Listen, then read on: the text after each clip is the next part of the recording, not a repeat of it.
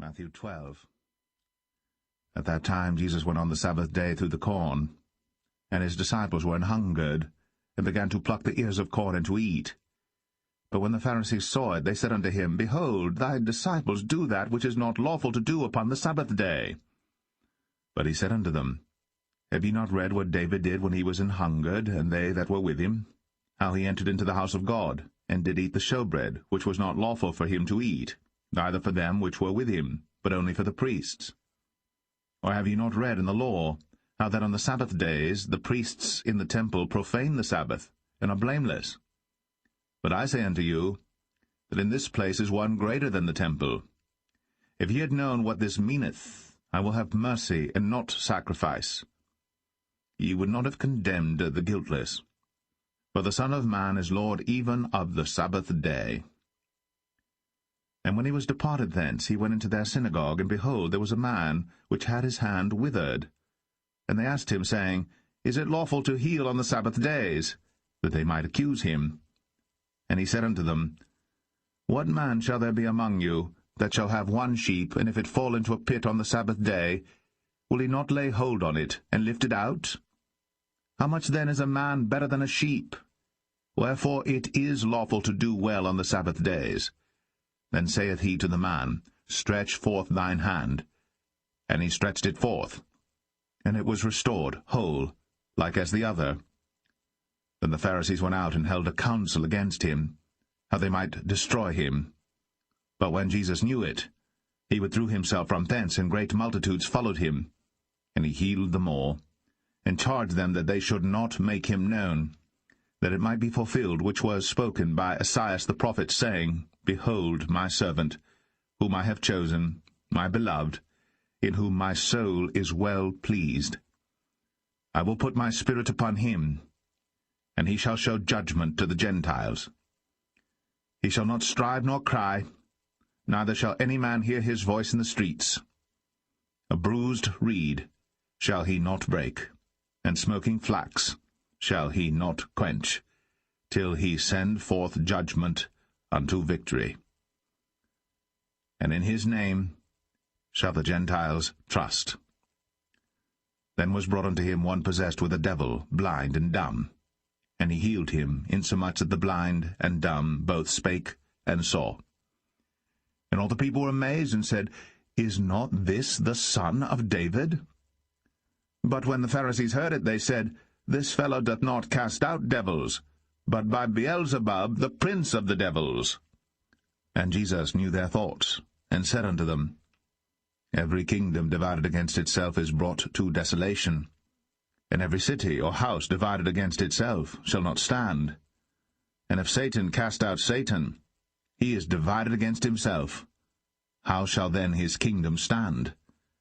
And if I by Beelzebub cast out devils, by whom do your children cast them out? Therefore they shall be your judges. But if I cast out devils by the Spirit of God, then the kingdom of God is come unto you. Or else how can one enter into a strong man's house and spoil his goods, except he first bind the strong man, and then he will spoil his house? He that is not with me is against me, and he that gathereth not with me scattereth abroad. Wherefore I say unto you, all manner of sin and blasphemy shall be forgiven unto men, but the blasphemy against the Holy Ghost shall not be forgiven unto men. And whosoever speaketh a word against the Son of Man, it shall be forgiven him. But whosoever speaketh against the Holy Ghost, it shall not be forgiven him, neither in this world, neither in the world to come. Either make the tree good, and his fruit good, or else make the tree corrupt, and his fruit corrupt. For the tree is known by his fruit. O generation of vipers, how can ye, being evil, speak good things? For out of the abundance of the heart the mouth speaketh. A good man out of the good treasure of the heart bringeth forth good things, and an evil man out of the evil treasure bringeth forth evil things. But I say unto you, that every idle word that men shall speak, they shall give account thereof in the day of judgment. For by thy words thou shalt be justified, and by thy words thou shalt be condemned. Then certain of the scribes and of the Pharisees answered, saying, Master, we would see a sign from thee. But he answered and said unto them, An evil and adulterous generation seeketh after a sign, and there shall no sign be given to it, but the sign of the prophet Jonas. For as Jonas was 3 days and 3 nights in the whale's belly, so shall the Son of Man be 3 days and 3 nights in the heart of the earth. The men of Nineveh shall rise in judgment with this generation, and shall condemn it, because they repented at the preaching of Jonas. And behold, a greater than Jonas is here. The queen of the south shall rise up in the judgment with this generation, and shall condemn it. For she came from the uttermost parts of the earth to hear the wisdom of Solomon. And behold, a greater than Solomon is here. When the unclean spirit is gone out of a man, he walketh through dry places seeking rest, and findeth none. Then he saith, I will return into my house from whence I came out. And when he is come, he findeth it empty, swept, and garnished. Then goeth he, and taketh with himself 7 other spirits more wicked than himself. And they enter in and dwell there. And the last state of that man is worse than the first. Even so shall it be also unto this wicked generation. While he yet talked to the people, behold, his mother and his brethren stood without, desiring to speak with him. Then one said unto him, Behold, thy mother and thy brethren stand without, desiring to speak with thee. But he answered and said unto him that told him, Who is my mother, and who are my brethren? And he stretched forth his hand toward his disciples, and said, Behold, my mother and my brethren. For whosoever shall do the will of my Father which is in heaven, the same is my brother and sister. Amen to that. Amen to that, and I believe in every word we heard. And the word of the Lord is the best ever to hear. Peace of Christ to all of you. Some of you are complaining about when I play sound from my computer, you receive it from one speaker. I mean, what a big deal. Instead of focusing at this wisdom, we are focusing of how many speakers are working. Aren't you? As long as you hear it and it's fine, it's working. So please let us, focus on something serious. You guys, you remind me sometime, some of you, when the Messiah, he entered the house of Martha, and she was so excited, and then he said to her, like, you focus on many things, but the important is one. So please, I heard this many times. One speaker is working only when you play the audio. Oh, so what? One speaker is not good for you now? Man, I remember the first time I have a cell phone. It was the most funny phone ever. Today we are complaining about things which is not really important. Anyway, who is the family in Christianity? Is the family really is someone, she is your wife and your children's? For sure, yes. But Christ, he made it clear that my family, my brothers, my sisters, my mothers are those who do the will of my Father. Which means Christ, he made us all belong to a big family, huge family, billions of people. Those who believe in him as his disciples, and those who follow him, and those who obey the Father. So it is not really just, your bloodline of a family of people because actually most of those, not only most, I mean all of them, you did not even choose them. You did not choose your father, you did not choose your mother, you did not choose who was your sister, you chose none. Neither they choose you. You are just born there. But Christ's family is a chosen family. My brothers and my sisters, my mothers, those who do the will of my Father, those who believe in me, those who follow me, those who obey. And actually, every day I witness that's me, myself. I have a big family, huge family I never even met. Isn't it beautiful that you have people who care for you, but yet you never met them? They don't even know how you look like. Isn't it beautiful that you enjoy a family who even support you in every mean, yet you never met them?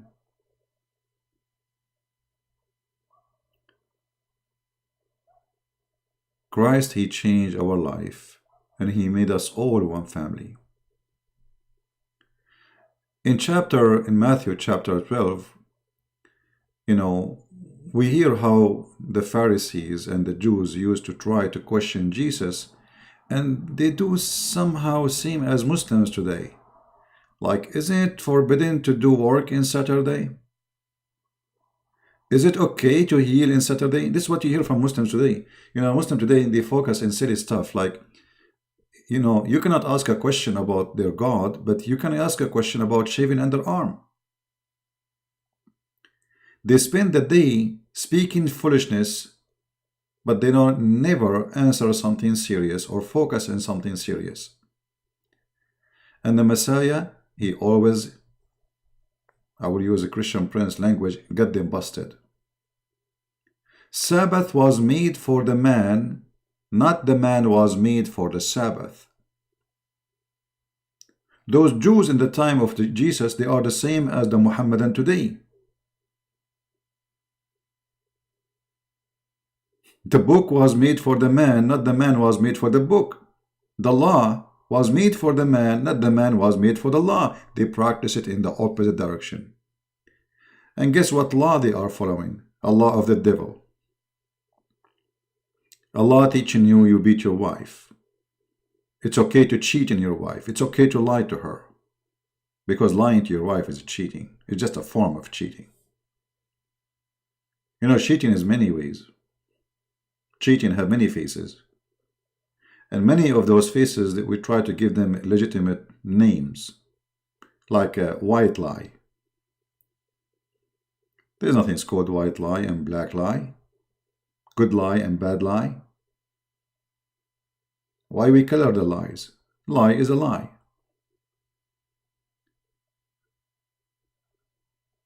While Christ, he established the foundation of family. Islam destroyed it. He made a man like a rooster who jumps between chickens. There's no more love. There's no more relation. There's only contract of sexual activities. We legalize multi-partners in the bedroom. That's what Islam is about. While Jesus forbid us from abusing the gift of God, that he created us male and female. While the Jews, they were abusing women, divorcing them when they get older, the Messiah, he showed them that this is absolutely evil. You marry and you love the one you are married to.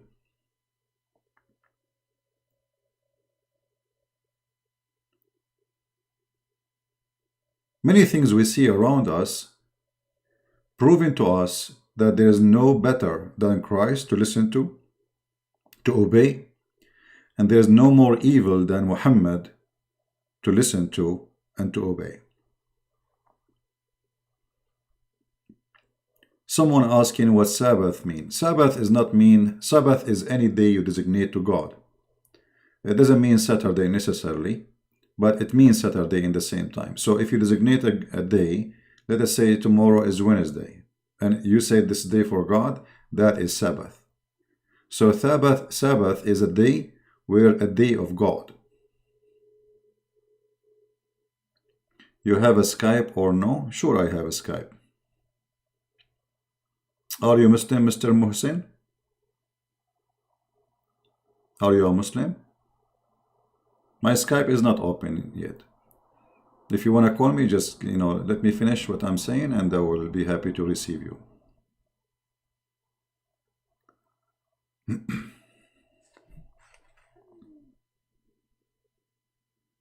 All right. So it's very important for us not to be silly like those Pharisees or those who follow Muhammad, who focus in rituals and empty stuff.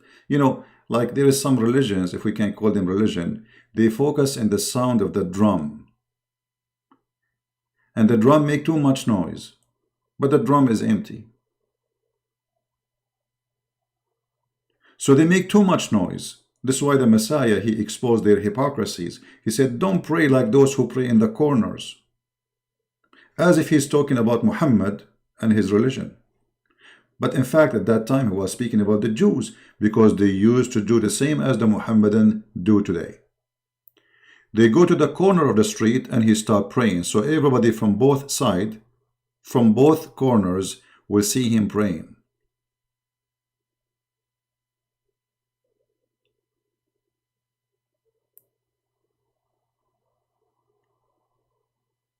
We always have to be vigilant and not to be fooled by somebody speaking about God, because many, they will come to you in the clothes of a sheep, but they are wolves. If you open the yellow pages of Muhammad, you'll find how much time he spent to say worship God, worship God, worship God. What kind of God we are talking about?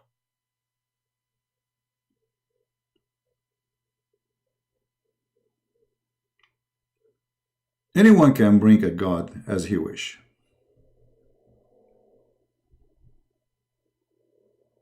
Right?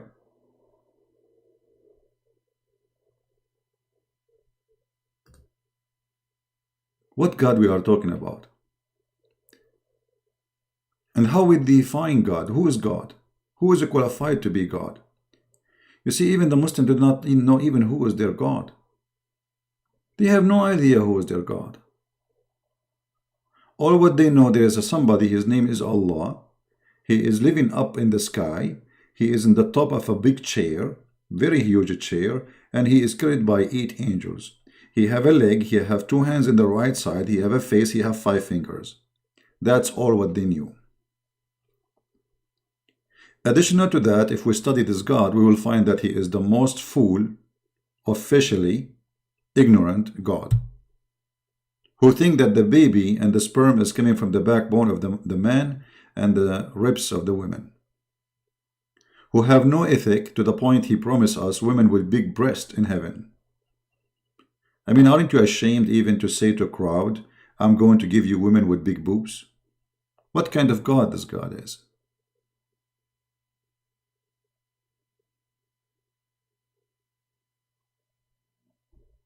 How God can be God if he is not holy? How God can be God if he is filthy? How God can be God but yet he is a fool?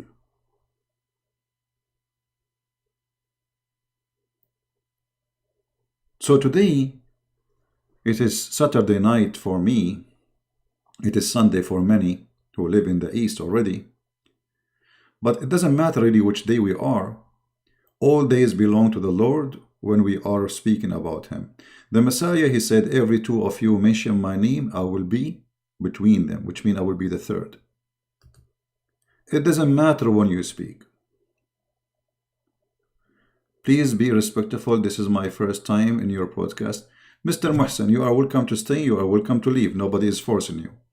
I have no respect to the God of Islam. You like it, you can stay. You don't like it, this is up to you. I'm not insulting you. I do not know you. Your God, he called me monkey, pig, kafir, najis, filthy. I mean, all kinds of names. And then you are asking me to be respectable. To what? To a person, he said to your father to beat your mother? Do you respect such a person? His name is Allah. He said that your father, he can beat your mother. Are you proud about a God he teach your dad in order to make your mother obey him to beat her? I mean, what kind of a son you are if you are proud about it? Right, my friend? So if you are asking me to respect you, no problem, I will respect you. I do not know you. Maybe you are better than me. But who's talking about you and me now? We are talking about God. So if you are very much sensitive, you cannot handle the truth that Santa Claus is real and Allah is not, then you better leave. You know, people, they speak against Santa Claus. I don't know why. Santa Claus was a good man, very good man, very humble, very giving.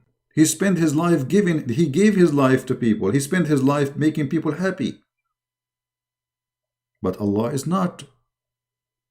Allah, He spent His time, Aka Muhammad, killing, destroying families, nations. So when we speak the truth hurt. And I understand Mr. Muhsin is upset. His first time here. Well, my friend, I have to share the truth with you, otherwise I have to be hypocrite. How I can be truthful with you? You see, in the Middle East we say my friend is the one who make me cry, not the one who make me laugh. Which means he the one who tell me the truth. Right? It's not beating hard, it's like a small finger. Guys, Mr. Muhsin, he said that the Quran teach him to beat his wife like a small finger. I mean, Muhsin, who is here the fool? The Quran says beat them until they obey you. Okay, so now you beat the women with your finger. I mean, is that a tickling? Are you tickling her? Like, she will. I mean, come on, don't fool yourself. Don't be stupid. What, not like beating? Not like beating? It says beat them until they obey you.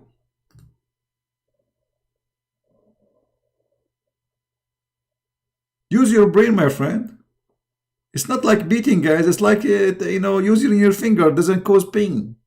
So, okay, now I want to go with you. So your wife, she is not obeying you. And Allah, He said to you, beat her by your finger. Okay, now she will not obey you more because she like it. It's tickling. So what you will do next? Do you think really anyone here in the world will believe in what you say? I can show you your prophet. He took the side of a man who did beat his wife until her skin became greener than her clothes. Greener than her clothes. He took the side of the man who wanna rape the woman. Yes, she is his wife, but it's a rape. He wanna force her into bed.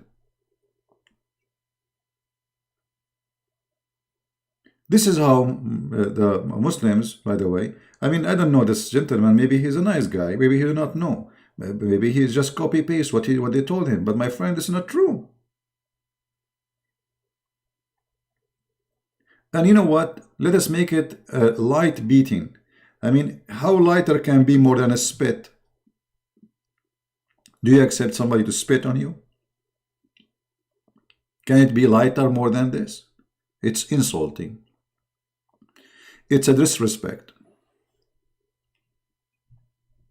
It's dishonoring your mother.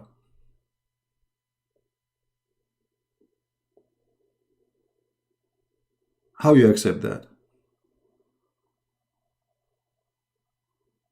And you know, what kind of God He teach that we can beat our wives so they will disobey us?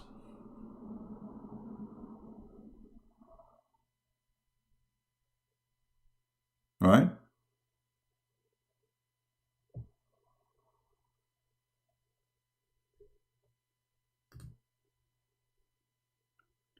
So today, you know, we as a Christian family, and whoever here not a Christian is welcome,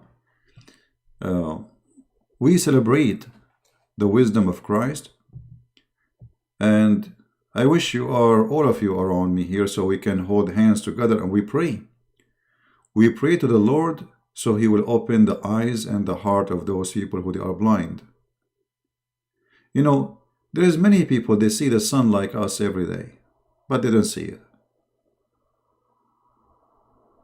Right? Look what Muhsin he said, guys. I want to show you an example of Islamic teaching. Excuse me, Mr. Muhsin, I'm going to quote your answer and I will put it in the screen so people will see why I disrespect Islam. Why I disrespect Islam. Selfie time. Not only I disrespect Islam, Islam is very evil. Look what Islam made out of you, my friend. And don't get me wrong, I'm not trying to make fun of you. I'm here to teach, not to make fun of you. Mr. Muhsin, he said, Arabian prophet, it's like how the father punish his child if he disobey. Okay, so your mom is a child and you can spank her over her diaper. I mean, aren't you ashamed of saying that? This is a woman.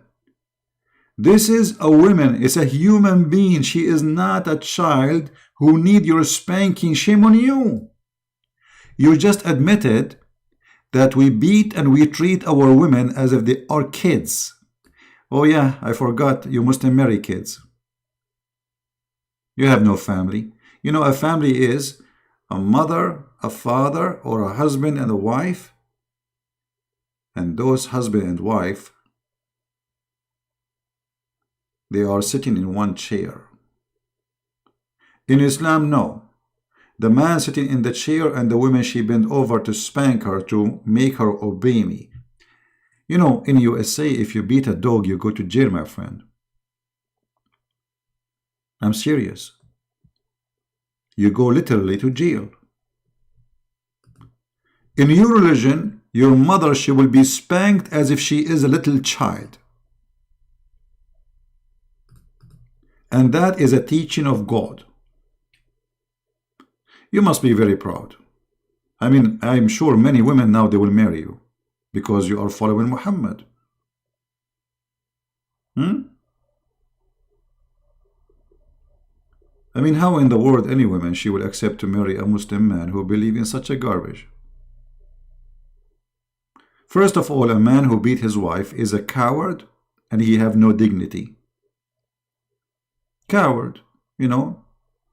If you want to practice that you have muscles, go and fight men like you in your size. But beating a woman, there is no honor in that.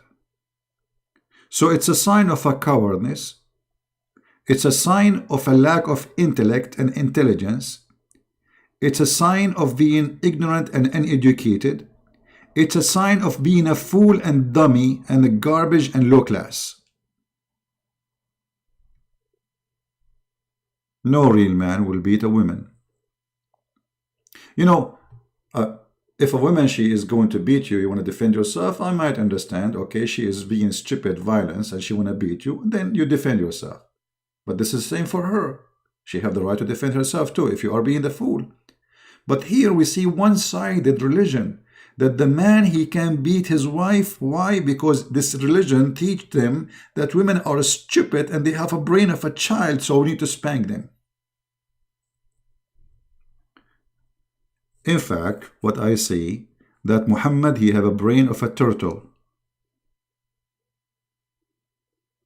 You know what? A turtle will not come with such a rule. Even the turtle is so slow, but she is wise. Because if I beat my wife to obey me, I mean, what kind of a wife I will have now in my house? A woman, she hate me to death. She might be poison for me.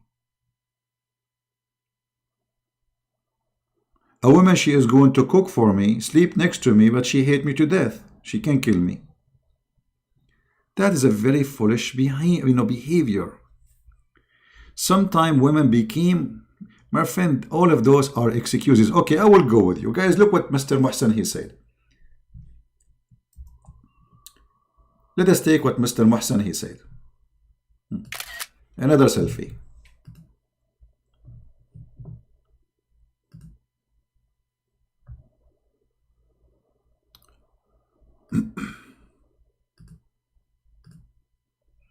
Let us put Mr. Muhsin in the screen again.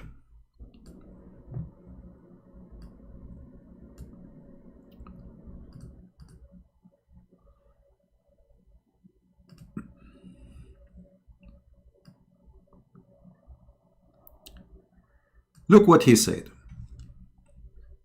Let me zoom in a little bit so you guys can see it better. That some women, they became sometimes like bad, aggressive. And a gentle nudge is the right direction. Okay, what if a man he became bad? Can the women give him a simple nudge? So in your religion, only the women can go bad. In your religion, only women are like the defect. Yes, it is the truth. In your religion, only women are bad. How many women they are super intelligent and they marry a fool?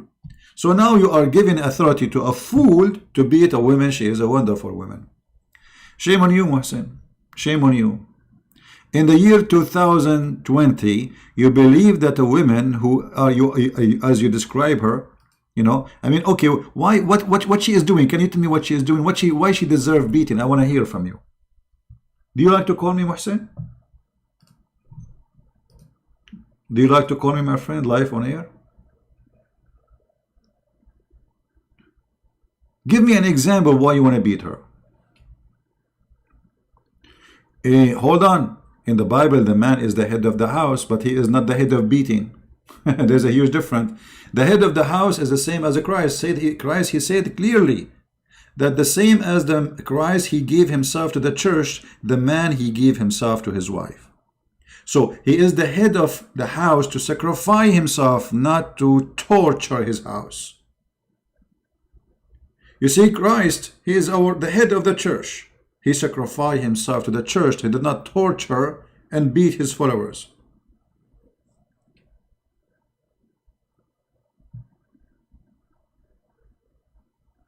It's a very clear sign that Muhammad is mentally ill man, and he is giving control to men because he is a lousy person.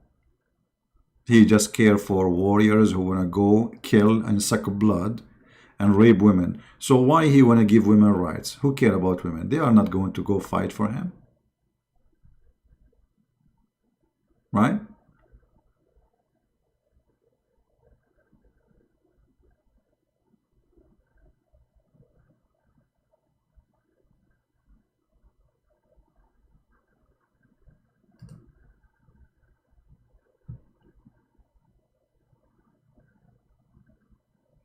I advise you, my friend Mohsen, to leave Islam immediately. Islam is bad for health, bad for family, bad for your children. Imagine your son, he see you beating your mother. I mean, this is disgusting. He will never forget that. And he will never forgive you. And you are a coward.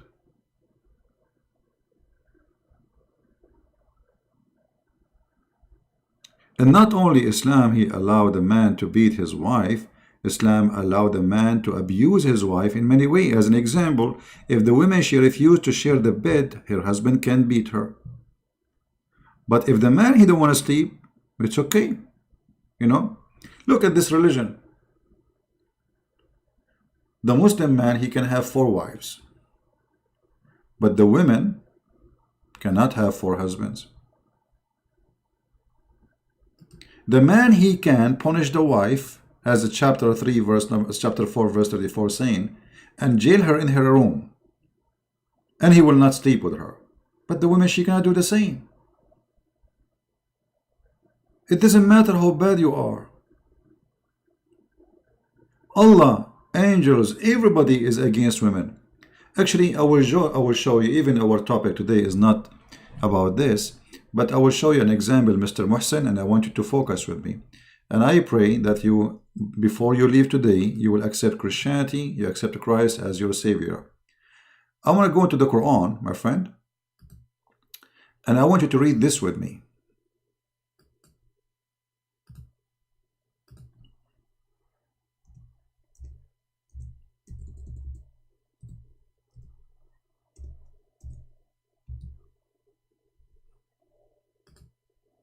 And try not to laugh.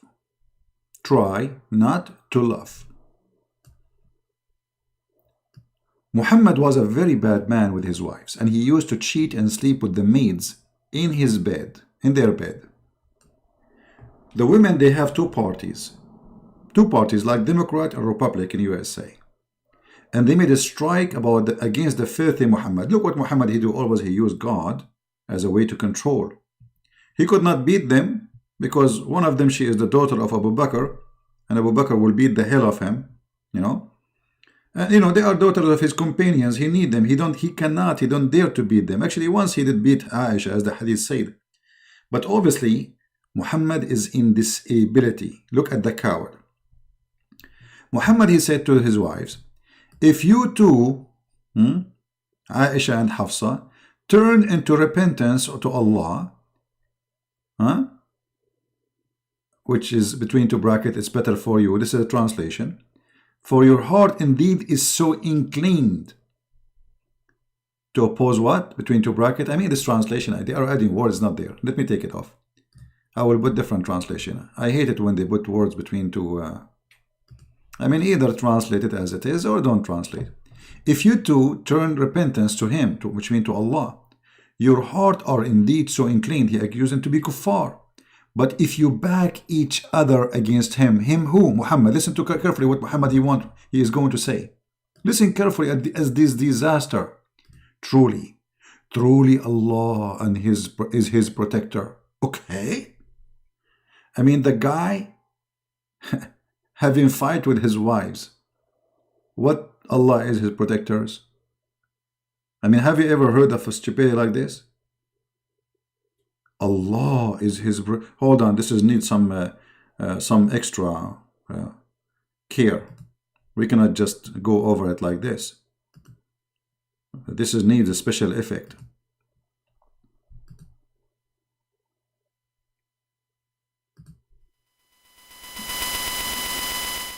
Sorry, the sound was very loud.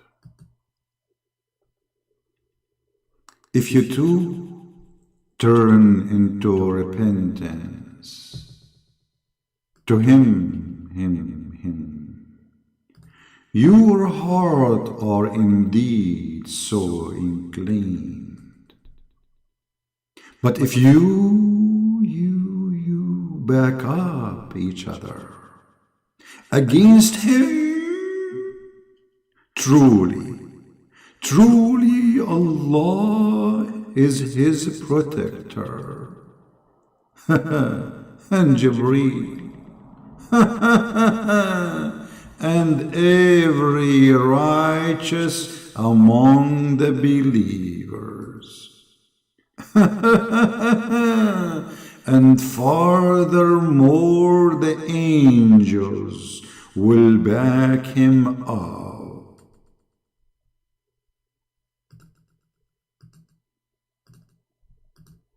Like, what the heck? The guy, he have a fight with two wives. He need all this army? Allah is not enough. No. And Jibreel not enough. Every righteous believer, 1.4 billion, is not enough. And furthermore, all the angels. I mean, who's left? Is that the Third World War? You are fighting two women. They are 5 foot tall. Why you need all this line of Allah and Jibreel? I mean, and the firefighters and the police and the Sharia law and Susu and Mimi and Fufu and Didi and Dudu. Is that telling you something? What this is telling me, that Muhammad is suffering from being coward. Those are daughters of companions. He don't dare to do things to them. He give up. He said to himself, okay, let me use my trick. Allah, he said to me, Allah, he made a verse about you. This is why Aisha, she said to Muhammad, Inni ara rabbuka yusari'u ila hawaka ya Muhammad. I see that your Lord, your God Allah, he run to satisfy your sexual need. She did not mention the sexual needs, or let us say entertainment, but it is about sexual because about women who offer himself.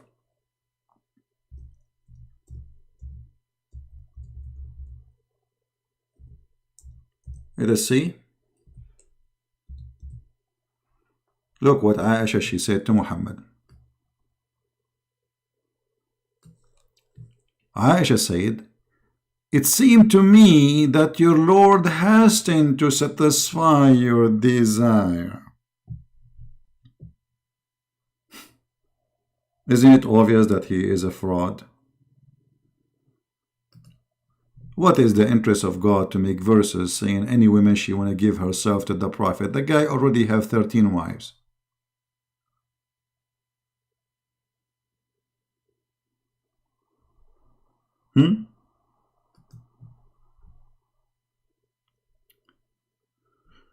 Innocent question. Why do you think Muhammad had many followers considering all the things exposed about him? Were the people so impressed in the Quran? Or what? I'm not sure what do you mean, my friend. Were the people so impressed by the Quran? No, the Quran itself says the opposite. The Quran says that the Arab, they make fun of the Quran. And they say to Muhammad, if you wish, we can make better. Right? Sing the Quran. So, I don't know, look like Muhsin is so quiet now. I think he is thinking, I hope he will leave the cult of Islam and he will understand very well that Muhammad is nothing but a fraud. A family cannot be built by a man like Muhammad. A family can be built by a person who is holy, like our God, the Lord, the Messiah, who made marriage a unity, not sharing bed, who made marriage about love, not about sex,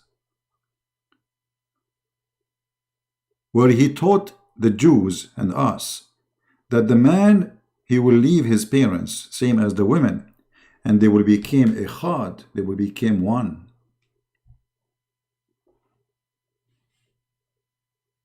In Islam, you don't become one with your wife. She is just an employee.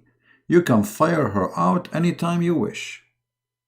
She is made just to serve you, to cook for you, to take off her panty, give you babies. That is her duty.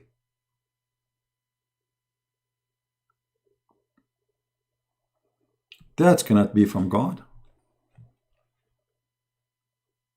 That's against God.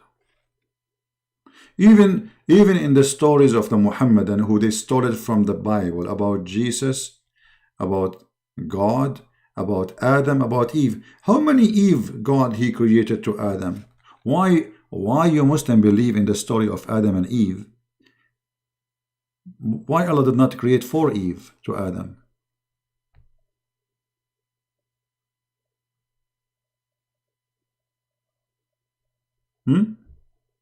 What do you think, guys? Why Allah, the Muslim, they believe in the story of Adam and Eve. That's the first man, his name is Adam, and there's a woman, her name is Eve. Even though some Muslim believe that there is, before Adam, there was people who occupied the earth and Allah, he destroyed them. But they believe in this story. Okay, why Allah did not create Adam and 4 Eve? Or 72 Eves? He was in heaven. This is heaven. You Muslim now, you are working to go to heaven. Okay, why the heaven you will go back to, you will get a lot of women, but the poor Adam in the heaven, he got only 1 woman. What's wrong? At that time, Allah, he was out of women?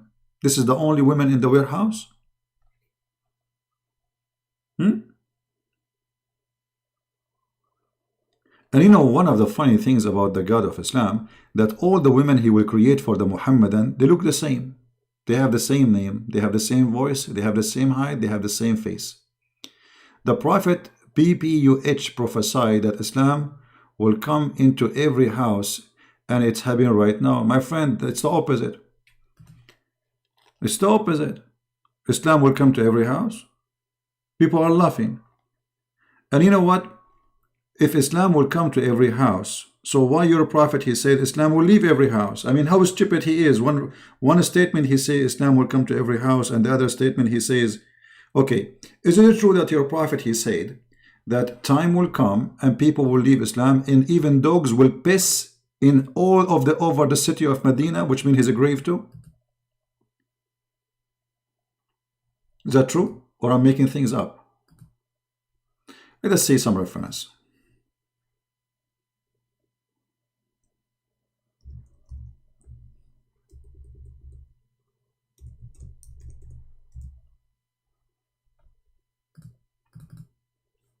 Just to show you that your prophet is mentally ill. I mean, if what you said is true, Muhammad, he have many hadiths saying that time will come and nobody will believe in Islam.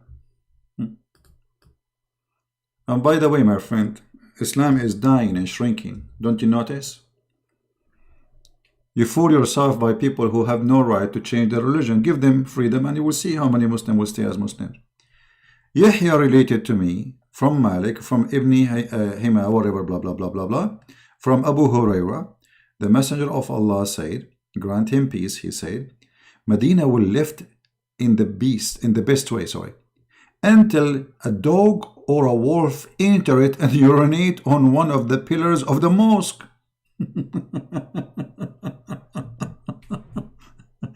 I mean, look at this prophecy. Even his prophecy is full of urine. I mean, this is a urine prophet. Until a dog or a wolf will enter it and urinate on one of the pillars of the mosque. Which mosque? Where the grave of Muhammad exists. Or even the member. This is where the Imam he stands. This is where Muhammad used to make his prayer. They asked Messenger of Allah, who will leave? Who will have the fruit at that time in this city? He said, animals seeking food, birds, wild beasts. The city will be dead. Nobody will live there.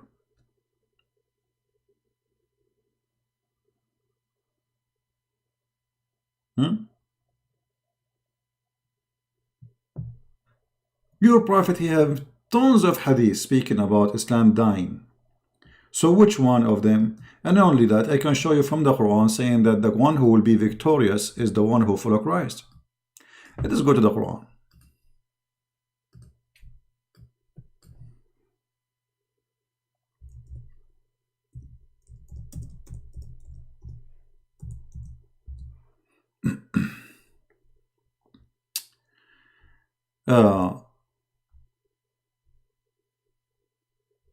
Let us see here.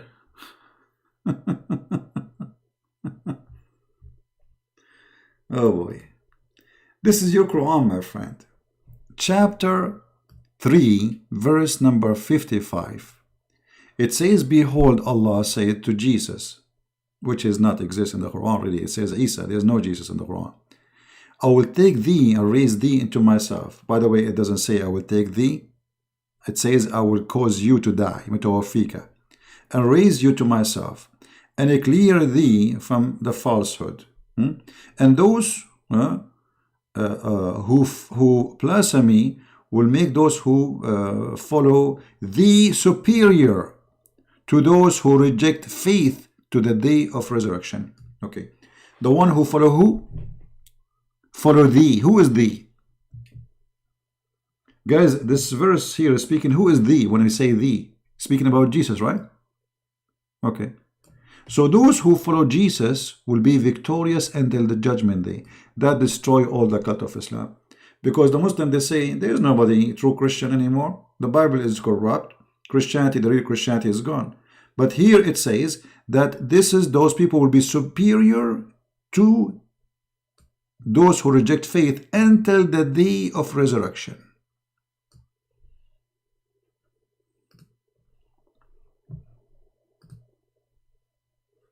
So we are the one will be superior according to the Quran. Because there's no other Christians except us.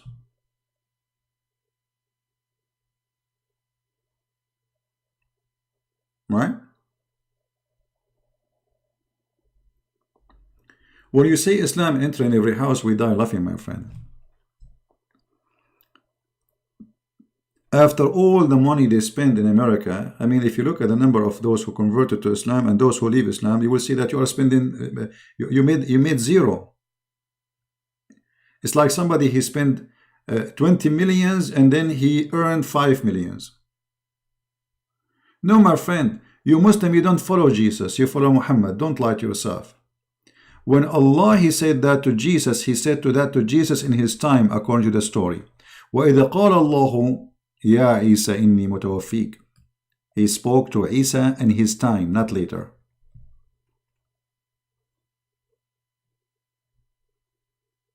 And just to show you why I believe that the one who wrote the Quran is an idiot. I don't want to use the word idiot too much. I'm exaggerating. He's stupid. He's not an idiot. Idiot is a smart person, but Allah is literally stupid. Look at this verse here. It says, إن مثل عيسى عند الله كمثل آدم خلقه من تراب ثم قال له كن فيكون. Look how stupid this dummy God. He said that the similarity of Jesus is before Allah is the same as Adam. He created him from dust and then he said to him, be, and he was. But Jesus was not created from dust. And he did not say to Adam, be, and he was. Muhsin, I'm going to shave my 21-foot beard if you can show me where in the Quran Allah he said to Adam, be, and he was. Guys, is that fair? Is that fair? Either the one who wrote the Quran is a stupid idiot who do not know how Allah created Adam, or he is he is a smart. Okay, the verse in front of you is so clear that the similarity of Jesus is the same as Adam. He created him from dust and then he said to him, be, and he was. Where it says that? Where in the Quran Allah he said to Adam, be, and he was?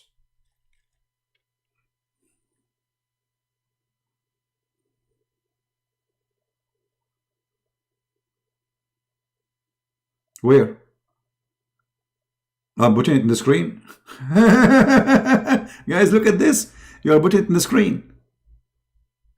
Muhsin, are you okay? My friend, Allah he said in different verse how he created Adam. Let me show you how we can prove easy that Muhammad is a fool. Literally a fool. Here we go. This is the Quran.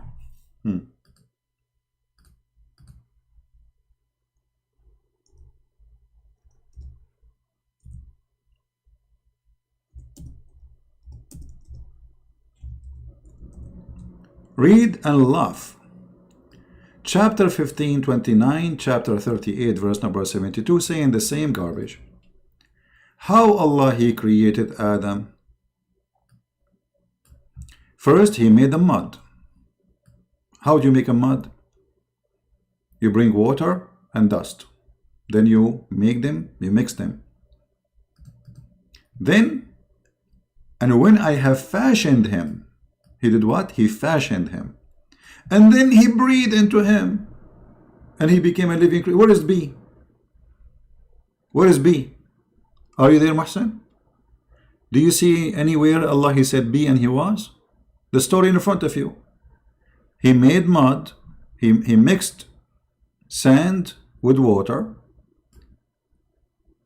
He made him from sounding clay. And he modeled him in a shape, and then I fashioned him, and then I breathed into him. Where is this in the stages? It says he said be.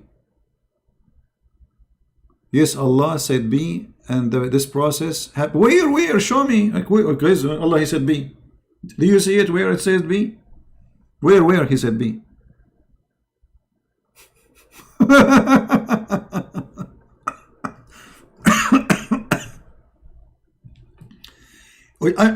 Maybe I'm blind. I want you to help me. Where you see how, here we go, the creation is finished. And then the angels, they bow down to Adam. Look at this. Show me the word be. I want to see it, my friend.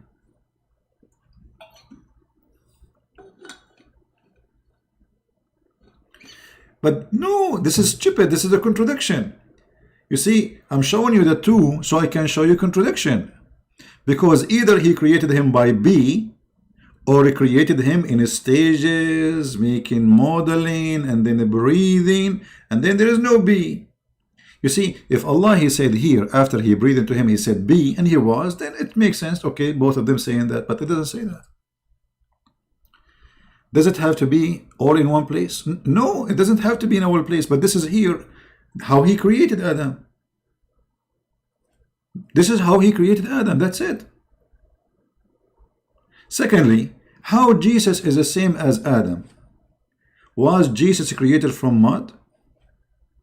I mean, this is very stupid. You see, the only human being is created from dust is Adam. And Eve is created from Adam and dust. The rest is not. We are not. We are just born. And Jesus, he was born. There is no dust involved.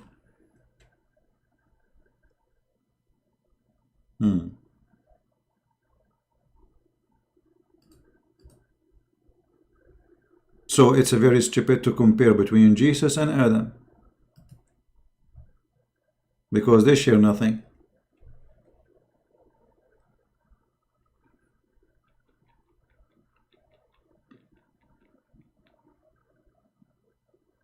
Yeah, it doesn't say that. And look how Muhammad, he told the Muslim to do a debate. Look at this debate. Look how stupid this debate is. If anyone dispute with you in this matter, which means about Jesus, tell them, okay, come, silence me. Huh? Let us gather together, our sons and your sons, our women and your women, ourselves and yourself, and let us earnestly pray to invoke Allah to curse the one who lies. I mean, how stupid this debate is.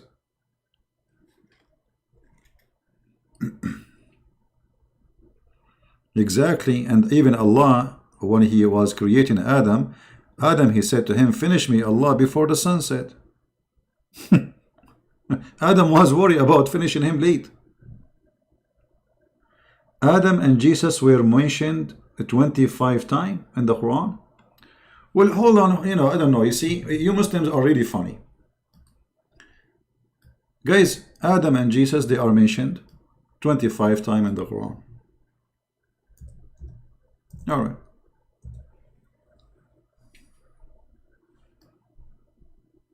I just search for Adam, it's coming 20 times.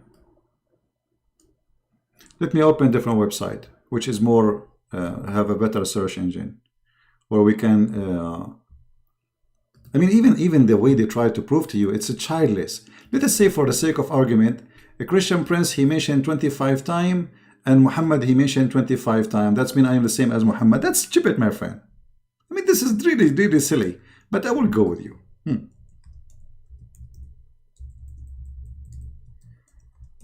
I will open a different Islamic website.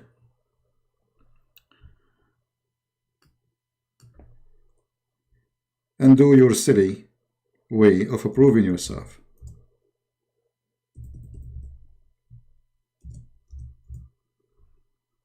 The lack of intellect and reasoning.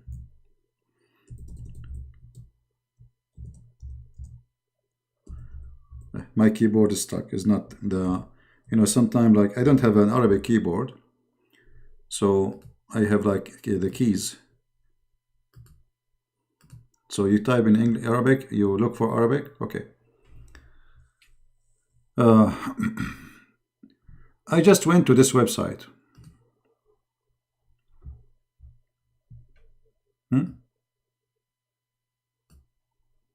I found 30 times Adam.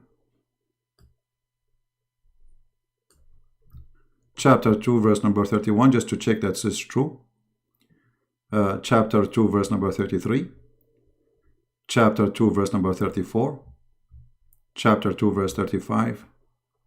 237, 333, 359, 527. Here I don't see Adam, so I'll take this one off. So we will take from the 31. This is 29. I don't see Adam here. Okay, and I don't see Adam here. Just to avoid the mistakes, So we have 28 now. Okay. Where we stop, guys? I forgot where we stopped. What number we were counting? Anyway, we have a 28 left. So the rest we have to have Adam, all of them. Okay, all of them they have Adam. Look, until now, all have Adam. This is the last page. Okay, Adam, Adam, Adam, Adam, Adam. Oh, there's no there's Adam. Here there's no Adam. That means we have a 27. 26. This is Adam. and here there's no Adam. Okay, so he said that Adam coming in the Quran 25. I will make it exactly search engine. Maybe it's true, but even that I will make it exact the verse exactly. It's coming as 20 times. Do you see it? Exactly Adam 20 times. But let us say for the sake of argument is 25. And let us type the word Isa.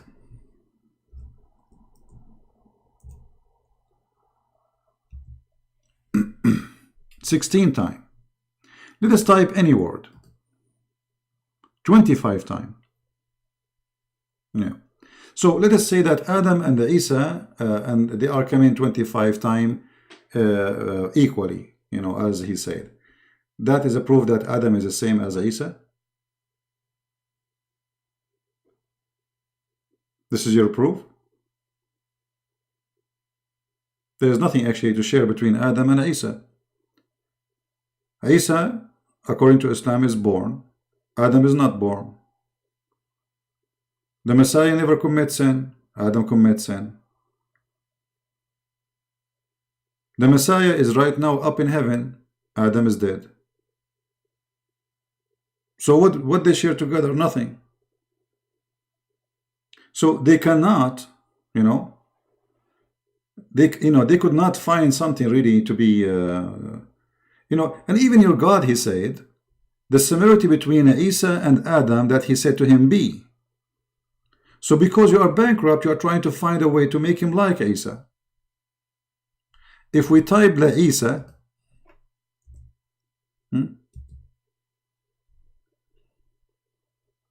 gone, nothing. The same as when they speak about the word, you know, the equal word, like for moon. How many times the word moon repeated? They say to you that the word moon come in the Quran. I don't know in the article how many it says, but the fact the word qamar is not the only word is used in the Quran for moon.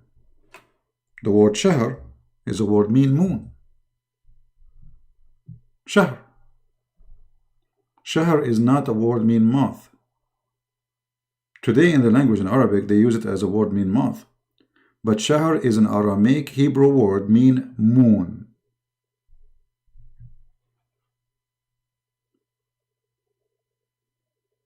Right? They say to you that the day and the night in Islam they come equally. They say like the word day and the word night come equally. The word day come in as 98 times. In their article it says 365 times. Any word, exact phrase, only once. Let us use the word yom, just to show you, you know, because yom mean day, nahar mean day. So the word nahar appear. It appeared 211. Any word, 415. The word nahar again, 98. Exact phrase, once. So they make their own calculation to convince you that the Quran have something special. I find it very stupid.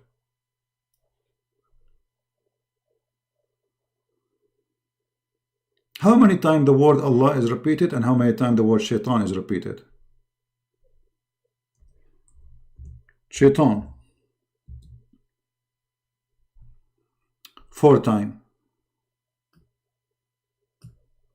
Shaitan 4 times. Okay. Let us see.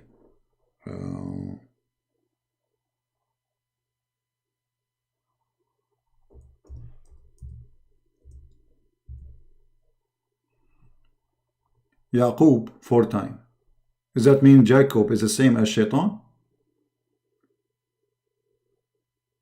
Do you see it? Jacob, the word Yaqub, appear 4 times. The word Shaitan appear 4 times. That means Jacob and Shaitan are the same. Very stupid, silly logic. Bankruptcy.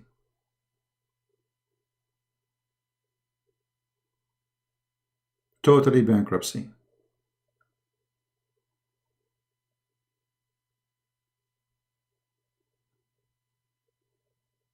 Are you there, Mohsen? Do you have anything else to say, my friend?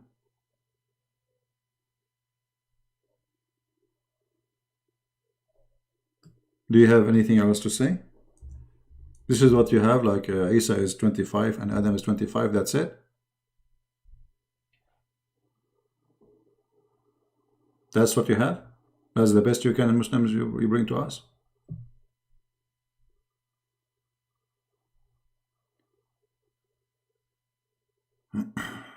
Allahumma ya muqallib al-qulub. Mr. Free, he just said to me in Arabic, don't forget, Christian Prince, to say this. A prayer, Muhammad, he said, my friend, you remind me of your prophet when he went to his own son's wife, Hafsa. He said exactly the same thing, but with some change. He said, Subhana mu'allif al-qulub. He said, praise be to Allah who made my heart flip for you. Your prophet, he was flirting with married women, and she is married to his own son. Am I lying, my friend? So, my friend, be sure when you visit your son and you see his wife wearing sexy clothes to say to her, praise be to Allah who made my heart and my private part flip for you. Have you ever heard of a person, the Muslims, they claim he is the best of mankind? He go to visit his own son when the husband is not there and he flirt with the wife. And this is written in their books. And not only that, the wife of the son, she claimed that since Muhammad, he flirted with her, Allah, he forbid her husband from having sex with her. Each time he tried to have sex with her, Allah, he make his private part swell. Do you want me to show you that, Mr. Free? Do you like to call me and you read it? And you will say to me, it doesn't say that, CP. Do you want to call me? Who want to call me and tell me it doesn't say that, CP?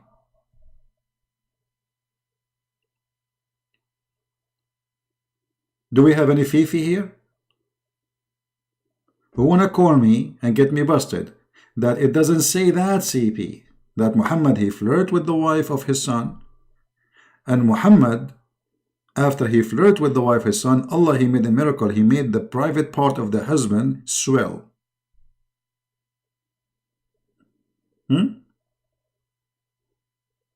What kind of God is God? He made the penis of the husband swell. Why? He is the husband.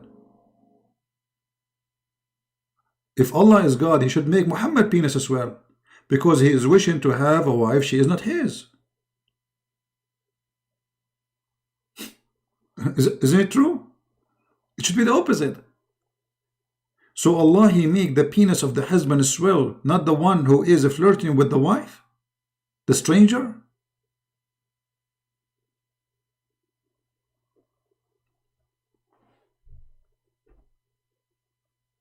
And you can imagine Allah, he have the stick of Harry Potter.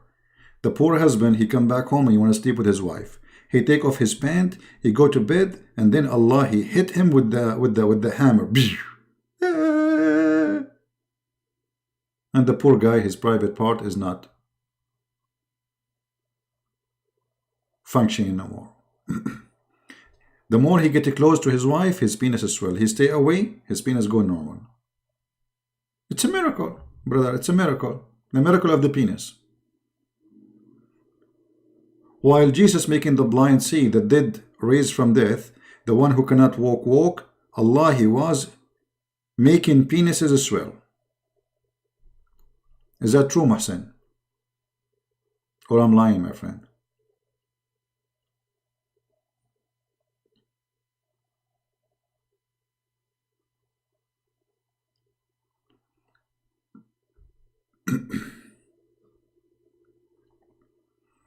Who is a Muslim when I call me and say to me you are lying? Challenge. Anyone? Who is a Muslim willing to call me and challenge me to show it in the screen, and he will read it.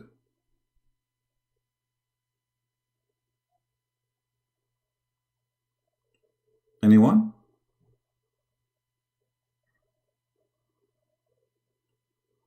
Any brave Muhammadan is proud? So look what you focus in. You try to convince us that Muhammad is a prophet, that, okay, Jesus' name mentioned 25 times, Adam mentioned 25 times, that's it, it's a miracle.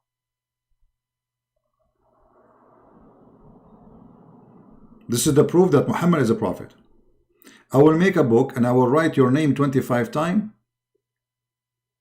Donald Trump 25 times, Monica Lewinsky and Bill Clinton 25 times, and that will make me God. That's amazing, my friend. I will make a book about cheese. I will say the word cheese 100 times, the word milk 100 times, the word sugar 100 times, and the word stupid 100 times. And that will make me God.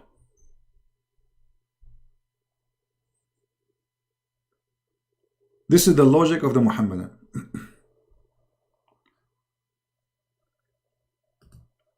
What about we read the Quran, where Allah He says that He created the human being from the backbone of the man? I hope you are secure in your backbone, my friend. Your God Allah, He never heard of testicles. Or the God who speaks, He says that women have a sperm coming from their ribs. It doesn't say that, CP. No, it does say that.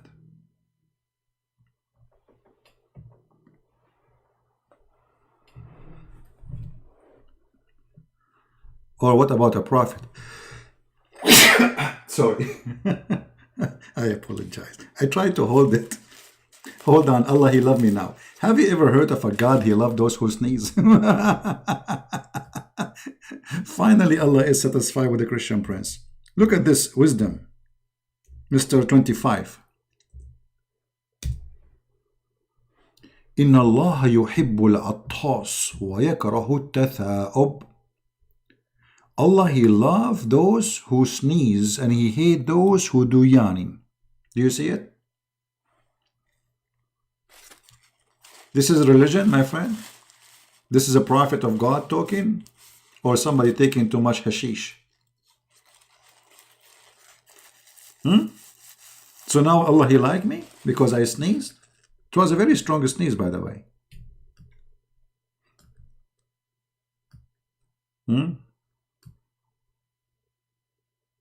So Allah, He liked me now?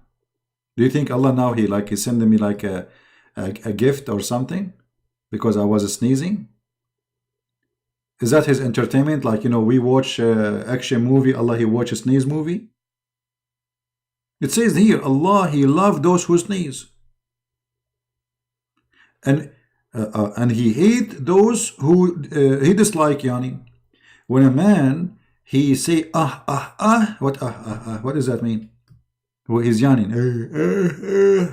When he is yawning, indeed, shaitan, he laugh from inside his opening. This is a prophet of God. When the last time you did yawning, Mr. Muhsin?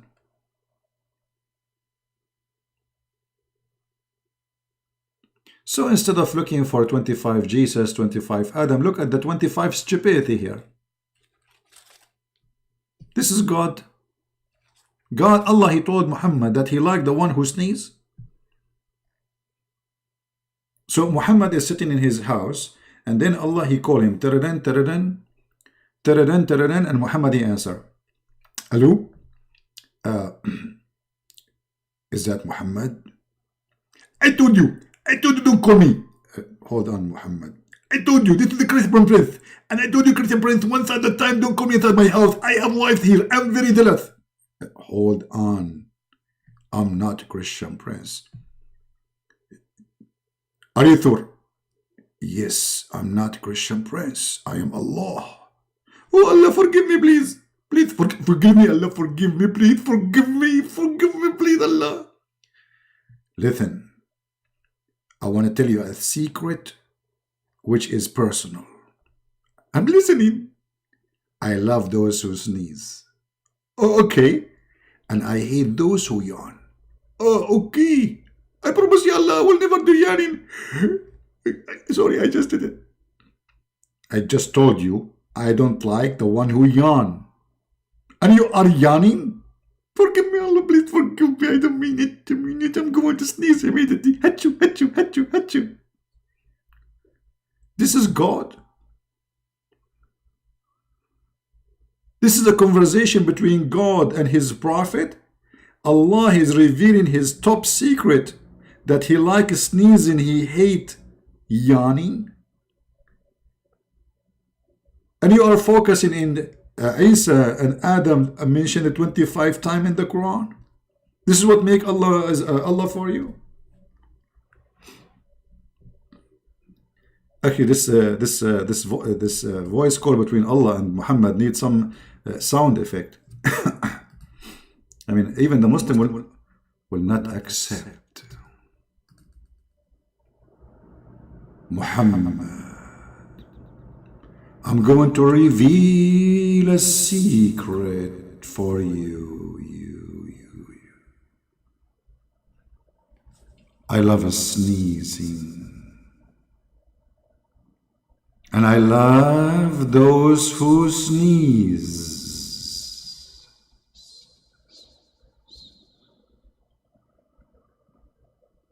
I hate yawning and those who do yawn. Aren't you afraid that when you yawn, Shaitan will jump in your opening garage? And he will laugh from inside your opening. The message is over. That's amazing. That's amazing. And by the way, how this message is delivered to Muhammad? This message delivered to Muhammad, how? According to Muhammad, he used to receive inspiration of Allah as a sound of a bell.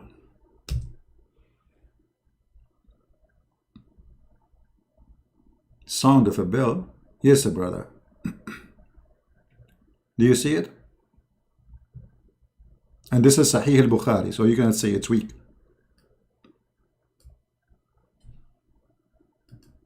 I wish Muhammad can tell us how he translated the sound of the bell to be Arabic.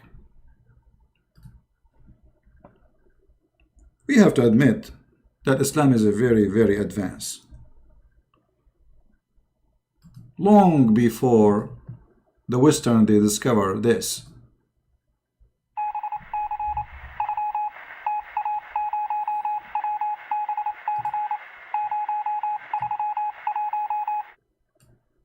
Translation. Bismillahirrahmanirrahim. A'udhu billahi minas shaitanir rajim. I am receiving a sound of a bell. And let's just sound like this. Tadadam, tadadam, tadadam, tadadam, tadadam, tadadam, tadadam, tadadam, tadadam, dot, tadadam, dot, comma, tadadam. Quotation. Allah said in his message to me, tadadam, tadadam, tadadam, tadadam, tadadam, tadadam, tadadam, tadadam, tadadam, tadadam, tadadam, tadadam, tadadam, tam, tam, tam,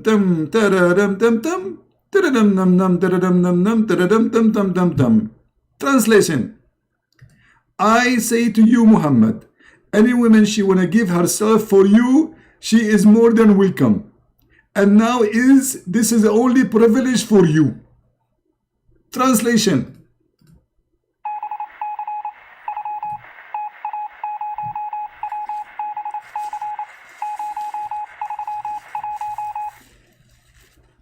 What the heck with this guy? He received inspiration as the sound of a bell? But isn't he himself, he said just a few minutes ago, that the sound of the bell is the instrument of Shaitan? And angels will not enter a house, have a dog or a bell? Will not even accompany somebody is traveling with it. What's wrong with this guy? The bell is the instrument of Shaitan. Read it. The bell is the musical instrument of Shaitan.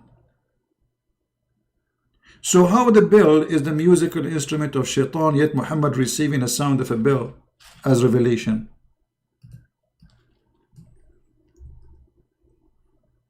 Hold on. I'm receiving something. I get reservation.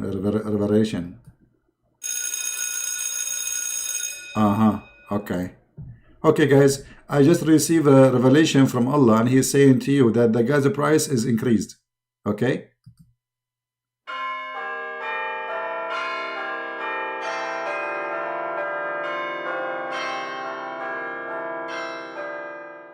Okay, this is the musical instrument of Shaitan, brother. We have to recognize the difference between them. This one is the revelation. This one is the musical instrument of Shaitan.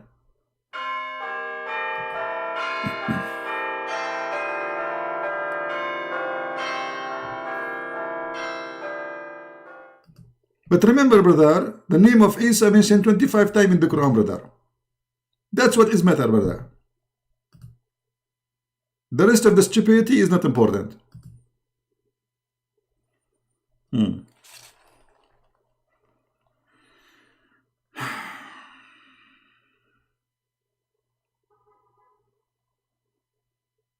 I'm truly convinced that Muhammad is a prophet. Anything in Muhsin wanna give us, my friend? Muhsin, are you there? If there's anything you want to share with us to convince us, we are Christians here. You know, you can convert as many as you want to Islam. I mean, who is like Muhammad? Muhammad, you see, we should not say even Muhammad without saying Dr. Muhammad. Muhammad is doctor, you know, he knew biology, he knew geology, he knew everything. As an example, Muhammad, he found that the river of Euphrates and Nile River, they are from heaven. Yeah. But the most important hadith I learned from the Prophet, peace be upon him, he said that if a man have orgasm first, the baby will be like the man. If the women have orgasm first, the baby will look like the women. So depend, my friend, I want you to listen carefully to this advice from the Prophet. He's a doctor. He's a very famous doctor. And he received this information from Allah. If you are ugly and not good looking, regardless if you are a male or a female, don't have orgasm first. Let your spouse come first, please. I mean, come on. For the sake of the baby. Because now we knew how the baby will look like. It depends who is going to have orgasm first. So if you are a rabbit who have orgasm after 2 seconds, the baby will look like you. He will be a rabbit. Wait. Let the one who is good looking between you come first. So we can guarantee at least the baby will look good. I mean, do you see the science here? Do we have to mention this hadith for you 25 times, Mr. Muhsin? That's a good question, Carolina. Carolina, she is saying, what if they come together? Me, that's really crazy. You will be half good looking, half good bad looking. You will be 50-50, 25 times, 25 times.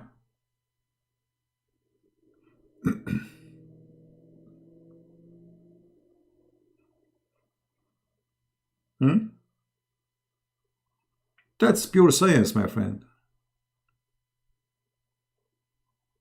That's just science. This is not this. Forget about religion now. This is science, you know. And actually, the only prophet who knew how long the sperm or the semen will live inside the women is the Prophet Muhammad. He discovered the time, the date, the hour. You will stay inside your mother. You as a sperm, as a semen. You will stay there for 40 days. 40 days. I mean, are you sure? Don't you think 40 days is too much? Why, he is on a vacation or what? 40 days as a semen? Really?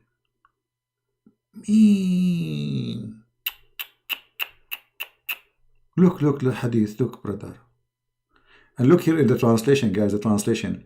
Collecting the material of his body within 40 days. It says collecting material in his body. This is what it says in the hadith. You see how they try to cover the stupidity of Muhammad? Look at this. Collecting the creation of any one of you. start with the process of collecting the material for your body within 40 days. This is what the hadith is saying. Oh boy. We move a little bit, we will find something different. The human put in together in the womb of his mother in 40 days. Move little bit. Collecting in the womb of his mother for 40 days. Like, what the heck? You put together in the mother womb for 40 days.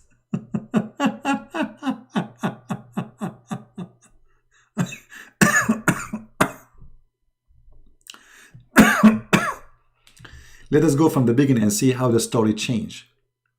The Prophet of Allah, he said, that you are gathered in the form of semen in the womb of your mother for 40 days. Do you see the word semen? What happened to the word semen?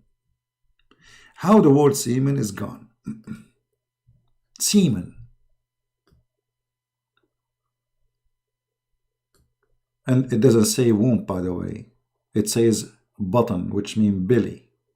Button in Arabic means two things, either the belly or the stomach.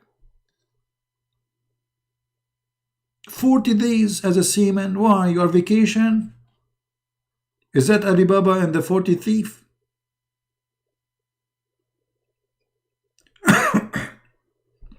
And then 40 days as a congealed dead blood.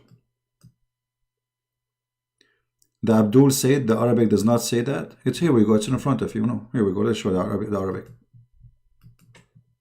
Here we go. يجمع خلقه في بطن أمه 40 يوما. Actually, you know what? Let me do this. I'm going to open the link in Google browser so we can click at Google Translation. You know what I mean? This way we will have it two translations side by side. Google translation and the original translation from the website. Is that fair? Is that fair? Here we go. Look what I will do. I will zoom out. Here we go. I don't know why this here coming so big, the text. That means okay. All right. I will zoom out and I will click translate to English. Now, so we will have two translations side by side. One done by the Muslims in the right and the left, and one here is going to be by Google. Let us do it. Translate to English. You are my witnesses. Live on air. All right. Google now is translating. The page could not be translated. Why? Why? Why? It says to me here, look, this page could not be translated. Why? Let us try again. Hold on. Option. Let us see option. English to English? No, we want Arabic to English. Crazy. Arabic to English. Here we go. Translate. Here we go. Bingo. Bingo. Bingo. Bingo, bingo, bingo. Bingo, bingo, bingo. Okay. You bring his creation. Hold on. Ibn Mas'ud, may Allah pleased with him, said, the Messenger of Allah, peace be upon him, a truthful, if any of you bring the creation of his mother, womb for 40 days as a sperm. You see the word sperm? This is Google translation, brother. Do you see it? 40 days as a sperm? Why not 39 days? As we know, according to science, the semen of a man can live maximum of 5 days. Maximum. Not 40 days. Pure science. That's it. Muhammad is stuck, and you will be a congealed blood for 40 days too. And then you will be a lump for 40 days too. The total is 120 days. You are gone. You are done.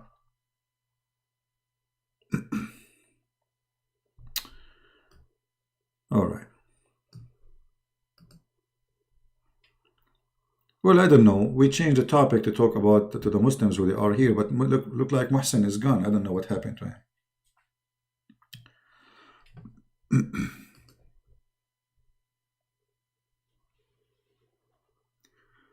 Do you know that in China 23 million people are trapped because of coronavirus? My friend, I know, but what I can do about it? I mean, you know what you can do.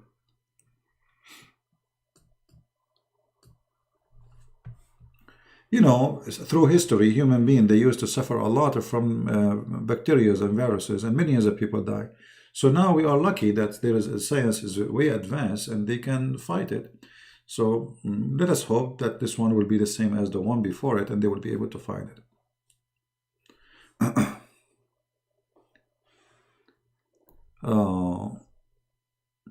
Yeah, how Adam, he knew that the sun will set exactly. But you know, Adam is smart. Adam at that time, not like Adam today, my friend. He knew. He told Allah, finish me before the sunset. Yeah. All right. Well, as long as there is no more Muslims, look like the Muslims disappear. I think maybe Mr. Muhsin now is gathering his forces to convince us. He noticed that it's not working. The 25 number is not working. So we have to find a way to convince those Christians that Muhammad is a prophet. By the way, any one of you can be prophet.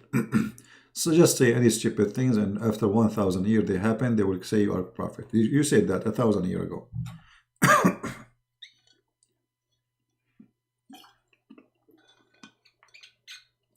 Let me make a prophecy. I believe time will come and airplanes will not be driven by anyone in the airplane. I'm talking about passengers. Time will come that human being will not go to work. Machines will work. Time will come and the human being, he will not even eat. You know? He will be provided with electronic supplement. Time will come and a human being will be able to have a vision which he never had before. I mean, all those they can happen. That will not make me a prophet.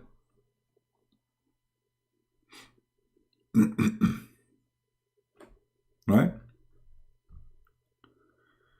Mr. Muhsin, he said you are a crazy man. Why you deleted his message, qur'an? Anyone he say that, don't delete his message, please. Muhsin, the one is a crazy is the one who says that the sperm of a man stay inside the woman for 40 days. The one is a crazy is the one who says if a woman have orgasm first, the baby will be a girl, and if a man have orgasm first, the baby will be a boy. The one is a crazy is the one who promised you women with big boobs in heaven. Or he promised you in heaven that you will have endless penis. I mean, imagine Muhsin, he live in China, and now they have corona. And China now are trying to stop corona from spreading. But Muhsin penis is extending, going behind the galaxy. How China can stop corona if Muhsin, who live in China, his penis is endless? Have you ever heard of a crazy guy like this who promised you endless? What you would do with endless penis? Your wife is next to you. What he would do? You turn? Your wife is next to you in the bed. Your penis is endless. Where is it going to go? What if your penis by mistake, he took the wrong turn and he went in the Amazon River, and those fish who eat everything, what they call them, guys, the fish there in the Amazon River? What they call them? What if you go in the river? I mean, those Amazon fish, they will eat your private part alive, man, my friend. You will be a big, I mean, you will have fun. What kind of a prophet this prophet is? You tell me. Why you are so quiet? You call me crazy. Why am I crazy? What I said is, you know, to make me crazy. Did I promise you 1 mile butt? Did I say to you that Shaitan, he take care from your anus when you pray? Have you ever heard of a prophet say that? That when you bend over to pray, Shaitan, he will take care from your anus and he will not stop until he make you fart and he hear it and he smell it. Who is the crazy? A prophet of God saying that Shaitan. Hey Muhsin, I want you to be honest with me. When the last time you felt somebody playing with your anus, taking hair from your anus? Because if you say to me you never felt that, that's mean Muhammad is a liar. Let me find the hadith so you will not say I'm lying. Because you know he will say he's lying. You know them. We show them the story. We show them hey, da'if. You know, da'if. This is da'if.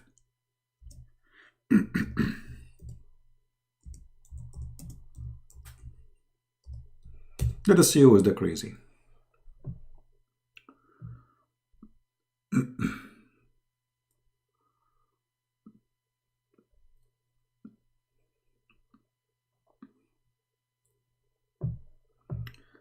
I have the hadith in front of me, but I'm just trying to find an official website.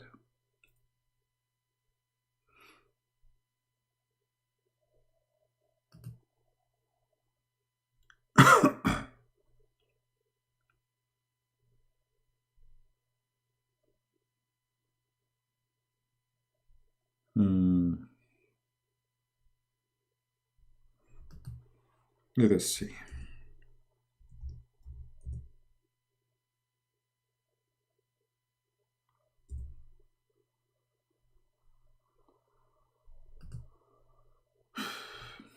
Man, oh man.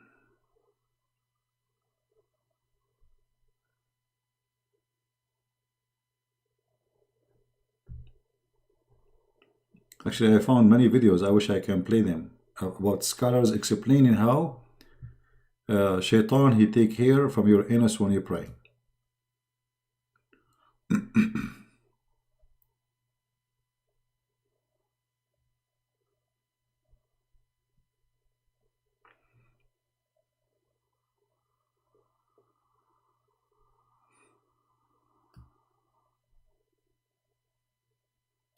All right.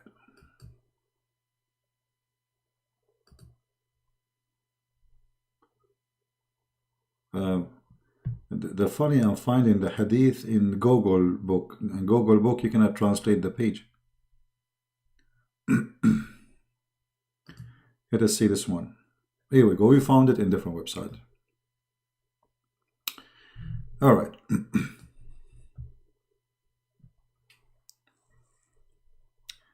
Let us zoom out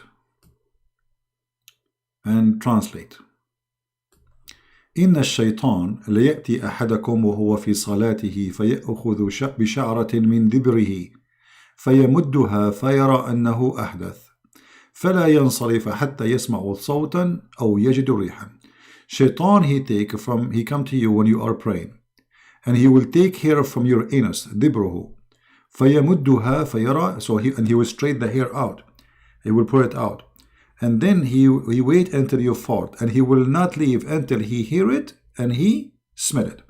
Let us zoom out so we can click at Google Translation. Translate. All right. Satan will come to you while you are in your prayer, and he will take a hair from your backbone. It doesn't say backbone, it says your anus. Are you there, Muhsin? Muhsin, are you there? This is a prophet of God talking, and then Shaitan, he will extend the hair. He will extend the hair in your anus, and he will not leave until he hear the sound of the fart and he smell it.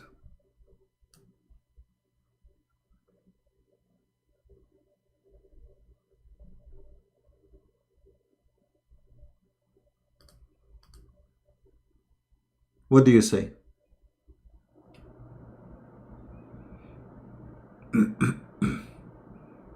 In different hadith it says that Shaitan, he play with your butt. He play with your anus. And you are saying to me, I am the one who's crazy? And for sure this hadith will be, they will say it's da'if. It's embarrassing. Very embarrassing.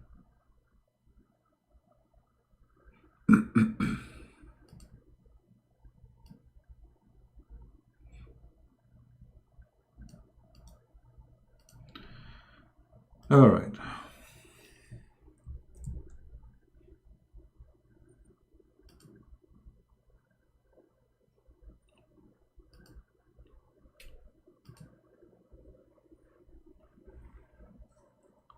It says anus, so scroll down. Well, I know it says anus. It says, yeah. It says Debrahu. Debrahu is anus. Anyway.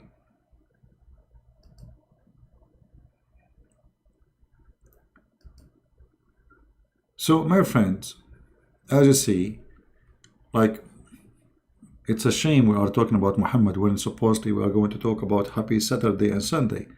But Muslims came to the ground, and that forced us to go into the direction. Maybe we can help some Muslims to leave the cult of Muhammad. And if you read how the baby is created in the Quran, you will die laughing. Claiming that you are created from a sperm who became a congealed dead blood.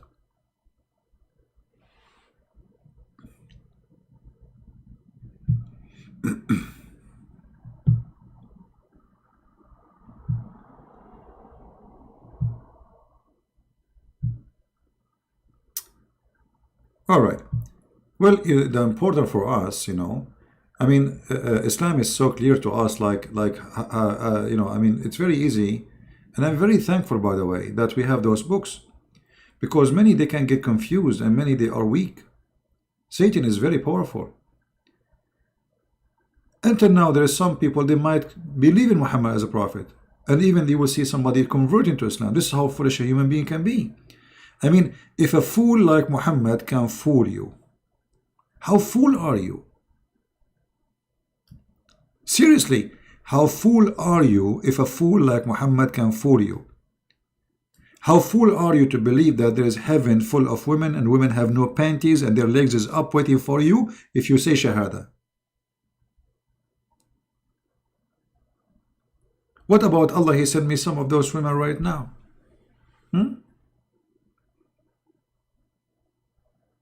A lot of women, what I would do with them? Especially all of them, they look the same. I mean, this is the most stupid idea.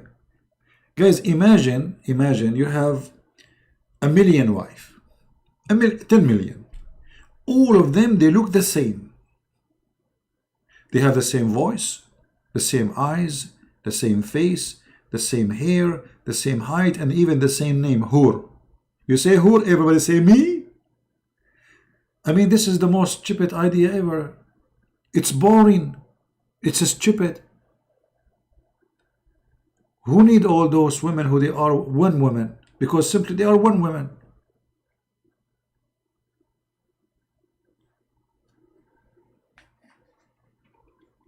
They are one woman. All of them look the same. If you have my book, Sex and Allah, you will see that it says all of them, they are all one woman. CP, I am a female. Itamara, who said that you are not female? I'm not sure what do you mean. I'm not even talking about you. What do you have to do with my topic?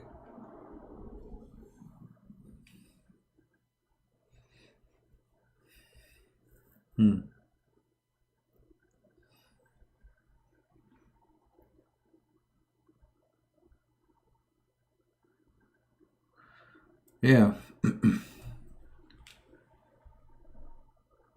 Who is this woman who converted to Christianity? Qatila.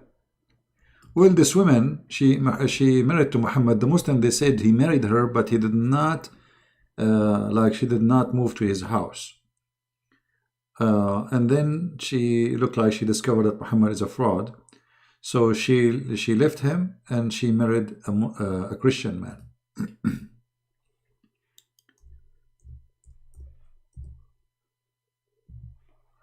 Her name is Qatila bint Qais, and I respect her,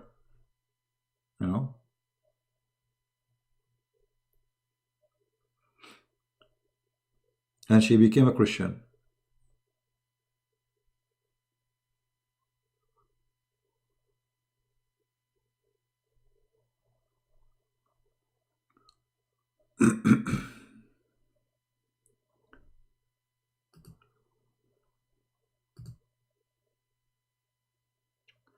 Anyone? Qatila. Qatila, actually, the name is strange because Qatila, it's like saying it's the one is killed. It is what Qatila mean. But in these days, the people, they have like strange names, names which we don't use today.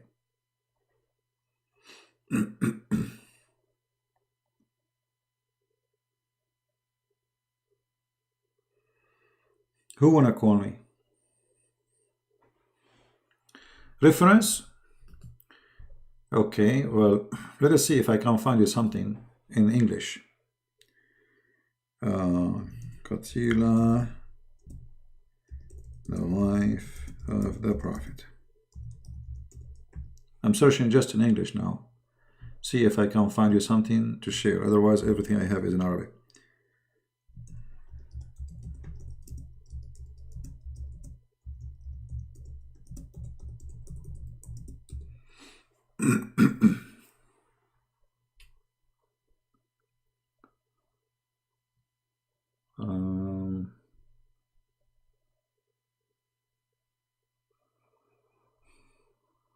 Until now, I got nothing in English. Nobody's talking about her. Let us see if we change the letter Qatila.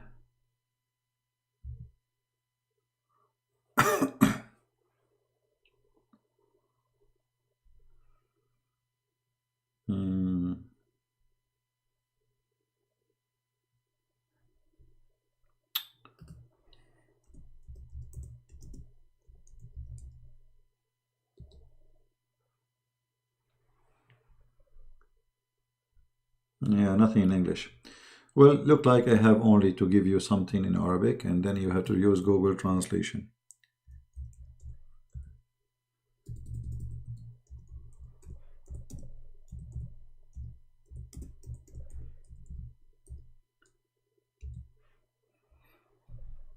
All right.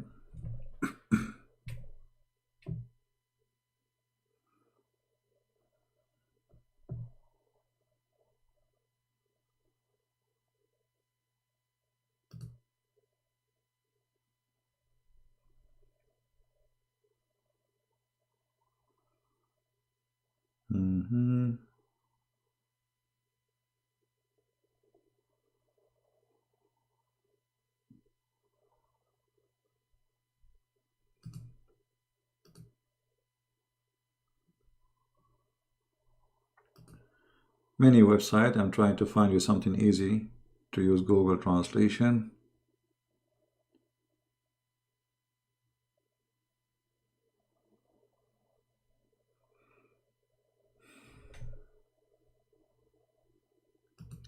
Okay, this website, you can use Google Translation. They are asking who is the woman who married after the Prophet, you know. Let us see this one. You can open this link and then you click at Google Translation and translate. All right. Do you hear the fire department? My place here is not far away from the fire department. No, this is not Khadija. We're not talking about Khadija. We're talking about a woman. Her name is Qatila. She did marry after Muhammad, and she left Islam. She became a Christian. She married to a Christian man.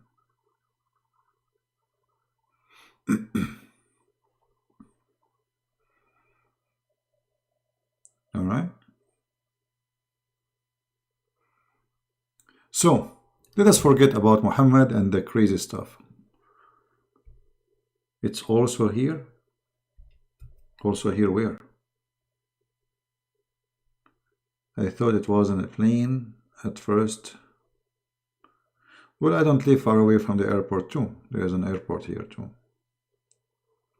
Who was Waraqa ibn Nawfal? Nawfal, not Novel. Waraqa, I believe he is the real father of Muhammad. He is a person who was establishing a cult like Jehovah's Witnesses. He is the founder of Islam.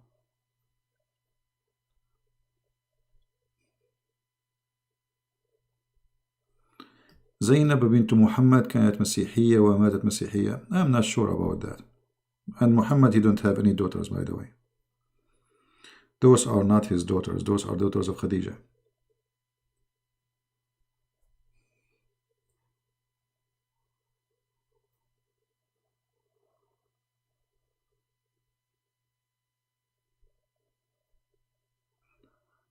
All right. It is here.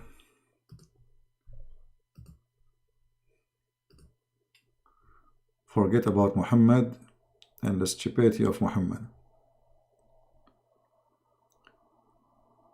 Enough is enough.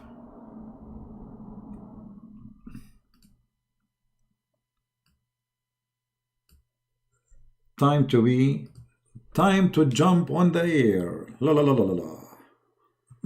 Look at this picture. I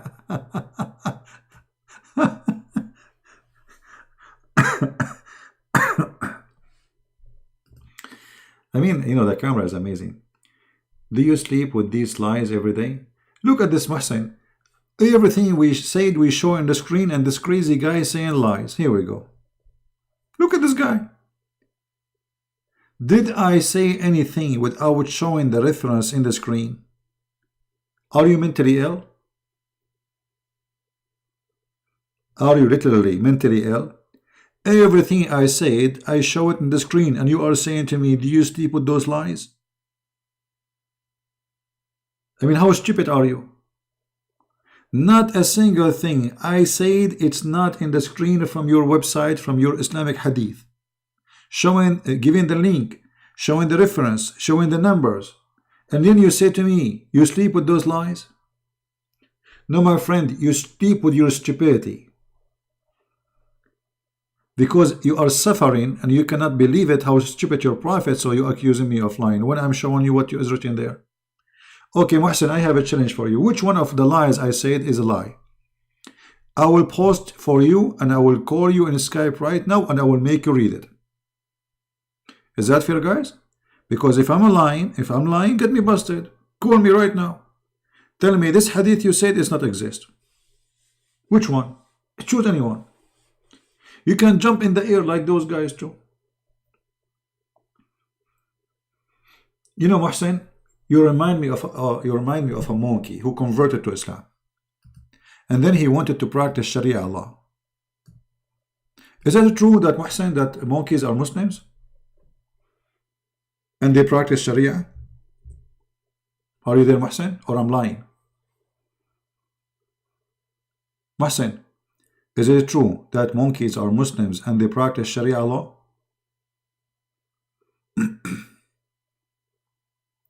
Hello? Mohsen? What happened to Mohsen? I mean, what's wrong? My friend Mohsen, are you there? Is it true that monkeys are Muslims and they practice Sharia law? Or either you say it's true or you say it's a lie.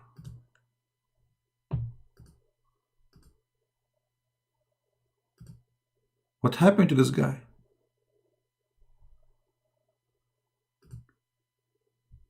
See how twist?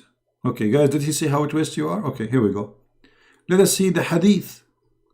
He said, I am a twist. Let us see who is a twist. Here we go. This is one of the companions of your prophet saying, during the pre-Islamic period of ignorance, I saw a she-monkey surrounded by a number of monkeys. They were stoning it because it had committed illegal sexual intercourse. Do you see it? Sharia law. Stoning to a female who committed adultery, brother. Sahih al-Bukhari, hadith number 3849.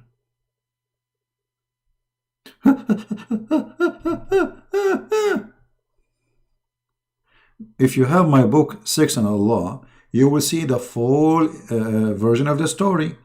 That the husband, he was sleeping over her hand, over the arm of the wife, Miss Chimpanzee. And then another monkey, he come from behind the tree and looked like he have a big banana. You know what I'm talking about. She left her husband's head slowly and she went behind the tree and she did boom boom. When she came back, brother, the husband, he woke up. This is the husband. He is shocked. He sniffed her private part and he smelled semen. And he starts screaming. And then all the monkeys, they gather together, and the Sheikh, Zakir Naik, and they decide to stone the monkey to death. And this is the hadith in front of you. So who is a liar here? And who is the crazy?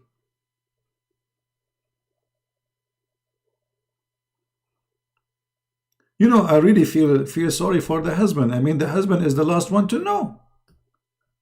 Like, look, you wake up in the morning. You know, like you are happy and like what the heck? My wife, she was cheating on me. You know, I feel sorry for this monkey. I mean, look at him. No respect. What kind of a female monkey she is, this Muslima? Are you there, Muhsin? Explain to us how those monkeys are practicing Sharia law.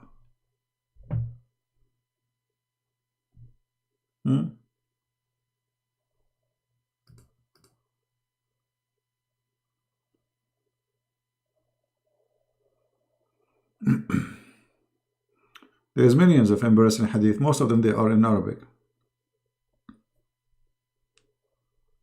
Hey, come on, man. Husband, it's okay. Take it easy, man. I mean, look at you. Look at you. I mean, I don't blame her for cheating. Hey, close your mouth. You know? I mean, do you blame the wife for finding a brand new boyfriend? You know? She found a new, a cute husband, boyfriend. Very cute, you know.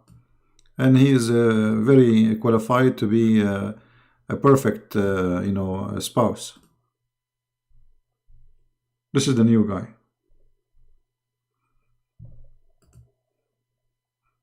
And the funny, they are stoning the female. Where is the male?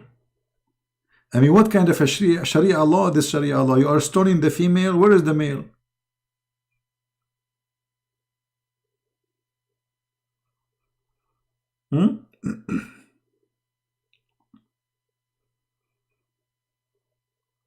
Are you there, Muhsin? Muhsin, I want you to be honest. Do this picture remind you of yourself when you call me crazy?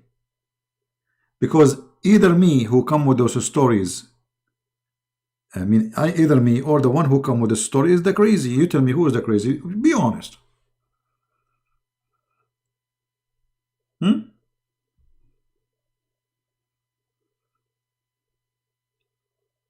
Even monkeys are Muslims. What is left? Okay, hold on. You remind me of something. Forget about monkeys now.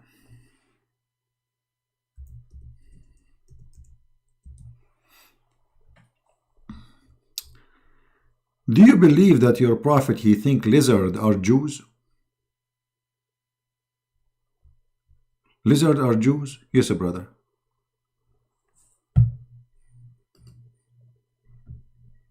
And this is Sahih Hadith. They brought him a lizard to eat him. Your prophet refused because he thought this is a Jew. Read it. We were in army with the messenger and we got some lizard. I roasted one lizard and brought it to the messenger of Allah and placed it before him. He took a stick and he counted his fingers. Look how smart Muhammad, man, this guy is a genius. And then he said, a group from the children of Israel was transformed into an animal of the land. And I do not know which animal it was. He did not eat it, no forbid it. Your prophet, he think, okay, hold on. So if you will not eat it because you are not sure what animal the Jews became, so you should not eat animal. You should be vegetarian. Correct, guys? I mean, do you see the stupidity? if you are not going to eat this lizard because you are not sure what animal Allah He made them, that means you should not eat any animal, because it can be any animal. Stupidity. And what make Muhammad believe that Allah He made those animals, those Jews lizard? Isn't it the Quran says pigs and monkeys? Why now He is saying they are lizard?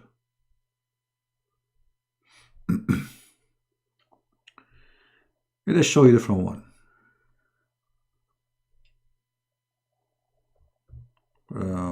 Where is the hadith? Here we go. The same.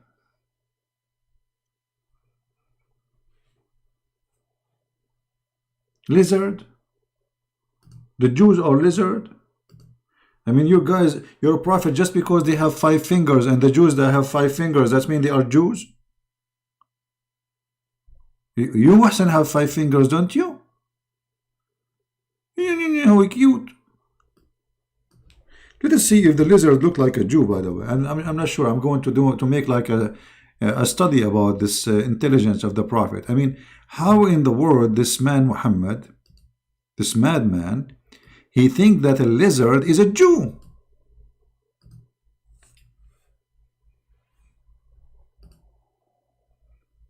And you are saying to me, I am the crazy?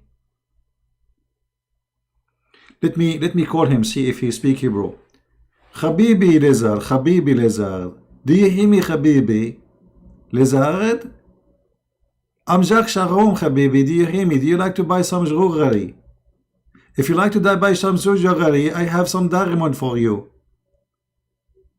Habibi lizard, you can call me in Tel Aviv, and I will give you my phone number, and please you call me, because I'm going to send money to call you, okay?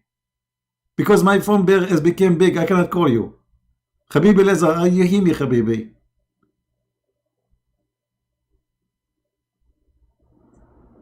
Obviously, your prophet is mentally ill.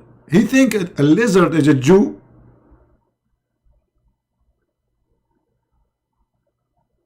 I mean, how in the world he got to this point?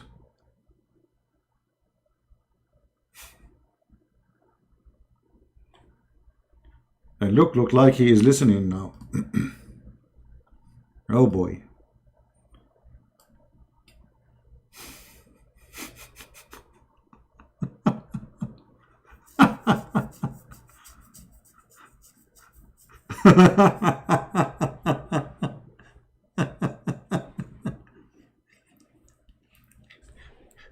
Oh boy. A prophet who he think that the Jew are lizard, he have to be mentally ill. I mean, it doesn't matter how you hate them, I understand, but come on. Just because the lizard have 5 fingers, he is a Jew? What this man he is thinking? What is in his head? What is moving there?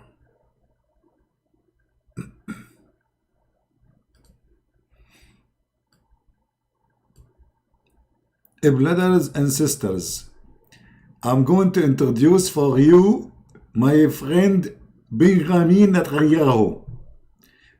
Our friend here, Benjamin Netanyahu, he is going to introduce things for you. This is Benjamin Netanyahu now. This is the Prime Minister of Israel. He's a lizard.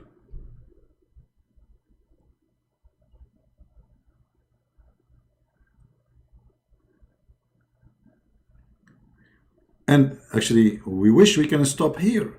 Muhammad, he went far with his stupidity to the point he think even rats are Orthodox Jews. Rats are what? Orthodox Jews. Let me show you. You think I'm joking? No.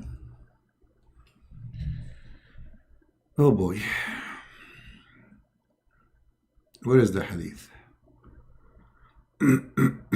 Here we go. Look, listen to the wisdom, brother. Listen to the wisdom. Are you there, Muhsin? Muhsin, are you there, my friend? Listen carefully. The Prophet said, a group of Israelites were lost. Nobody knows what they did. Look at the honesty. The Prophet now, look, I mean, he knew everything. Suddenly he did not know what they did. He knew that the nation of Israel is lost. He knew they transformed and they are cursed. But what he did exactly, he don't know. So look how honest he is. But I do not see them except that they were caused and changed into rats. Rats. Allah made the Jews rats.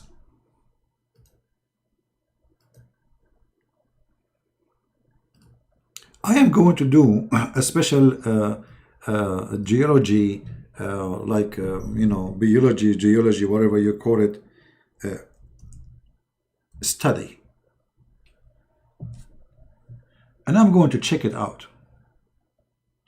Look at this discovery. I mean, the Prophet was telling the truth, brother. Look at the eyes.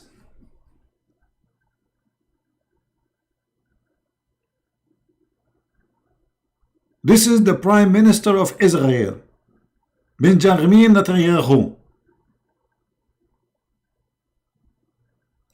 Your Prophet Muhsin is not only mentally ill, he is suffering from a diarrhea in his head.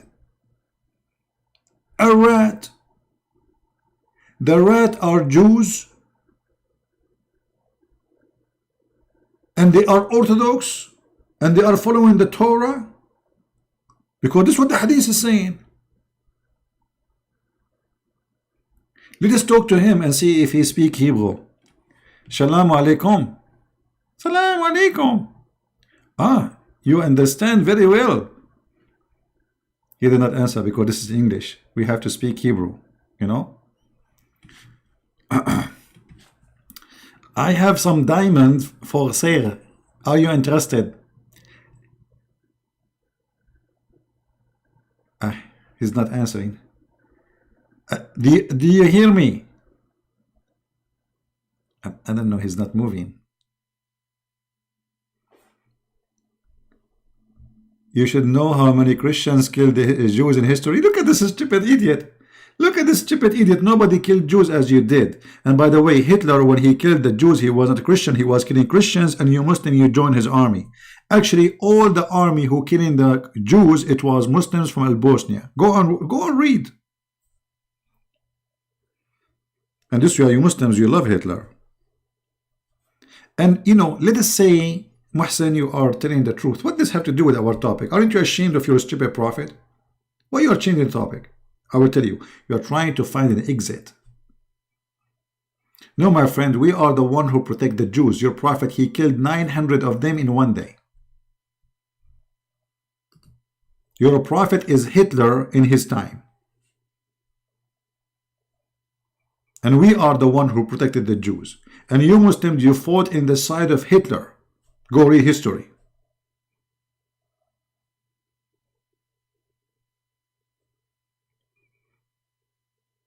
Many volunteer and they joined the army of Hitler.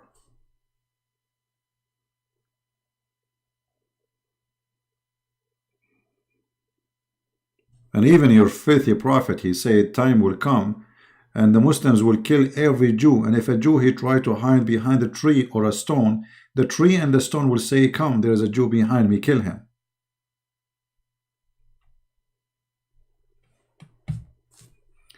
Let us go back to the topic, because Muhsin, he find it very embarrassing that his prophet is mentally ill. He thinks that Jews are rats. But why Muhammad, he thought the Jews are rats? Look how smart this guy, guys. Look at this.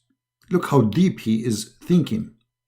He is a person of logic and reasoning. He did not just say the Jews are rats. No, he said they are Orthodox Jews. Look, he said, except that they were cursed and changed into rats. 4. This will remind me that Allah, he prayed 4, not 2. 4 is the reasoning. Look at your prophet intelligence. 4. If you put a milk of a she-camel in the front of a rat, it will not drink it. And if you put the milk of a sheep, it would drink it. If if. Look at this logic. He discovered the reason why they are Jews.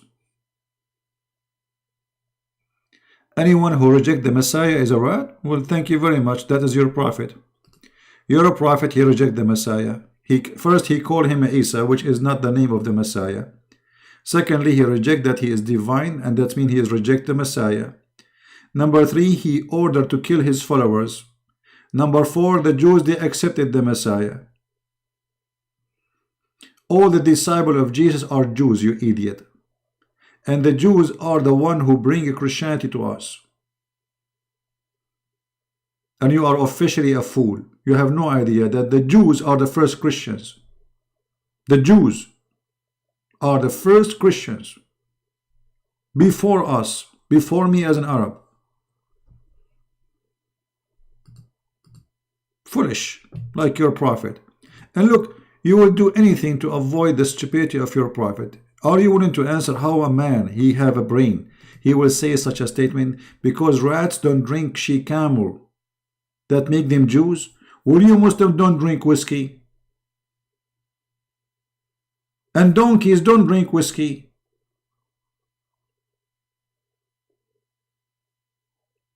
Does that mean you are a donkey? By the way, Muslims, they drink whiskey more than anything. Actually, they not only they drink alcohol, they buy perfume and they drink it in Saudi Arabia. This is how much they are addicted to drinking.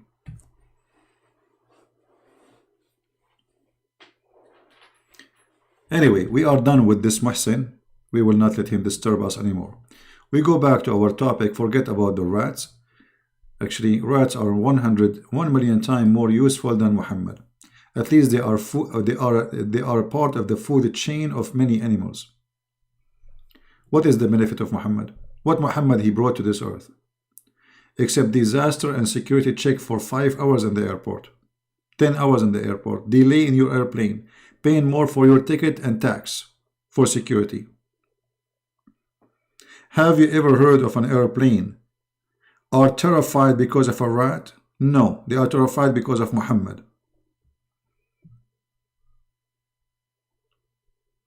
Have you ever heard of a rat exploding himself in a bus? Never. Have you ever heard of a rat kidnapping a child, she is 6 years old, and raping her? Never.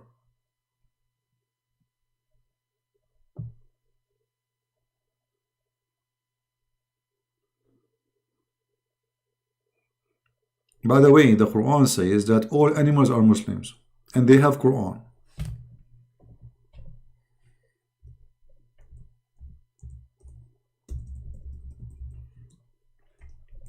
Another stupidity of this man Muhammad.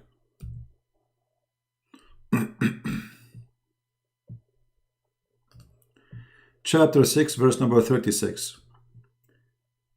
There is not an animal that lives in this earth, nor being that flies in wings, but it's a part of communities like you. Nothing have we omitted of the book. Look at the stupidity.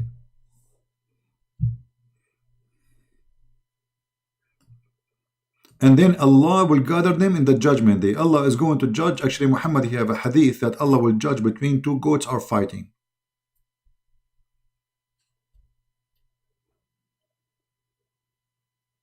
Allah will judge between two goats are fighting. Meh.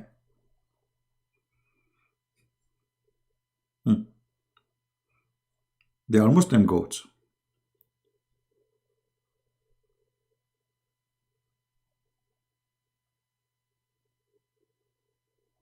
Yeah, Muhammad, he killed Qurfa. She was over the 85 years old. Some they say even 90. And he cut her two pieces. He teared her up alive between two camels. He tied her legs to two camels. Look how filthy he is.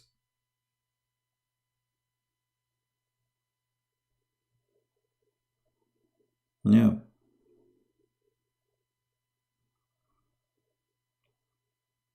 All right, let's change the topic. Let's think about something nicer and happier than the stupidity of Muhammad and the madness of this idiot. Muhammad the fool. camel urine guy. Brother, I have a sickness, brother. Can I drink something? That is a Christian, is made by Christians. That is a Christian lie made by Christians. Get out of here, Mohsen. I gave you enough patience, and you are just a scam like your prophet. Get lost. I'm having patience with you for the last 2 hours, and you are dishonest, and you are a filthy creature. If you have a dignity, you will not say it's a lie. Everything I'm showing you, it's in the screen, you donkey. And by the way, look what your prophet said about you. If you raise your head before the Imam, Allah will make your head as a donkey. You tell me, did you raise your head before the Imam? I'm sure you did many times. And that explains why you have a head of a donkey. Here we go. This is your prophet saying that about you. This is the wisdom of your prophet. Muhammad SAW of MM is shortwave FMWAM radio station. Does anyone who raises his head before the Imam not fear that Allah may turn his head into a head of a donkey? Is that the wisdom of Buddha? I mean, Buddha with the belly, he did not come with this hilly. What kind of a prophet this prophet is? He is talking to you as a bunch of kids trying to scare you. Don't raise your head, okay? If you raise your head, Allah will make your head the head of a donkey. Okay? I mean, you must be a certified donkey to believe in this prophet. A head of a donkey. What about the head of a giraffe?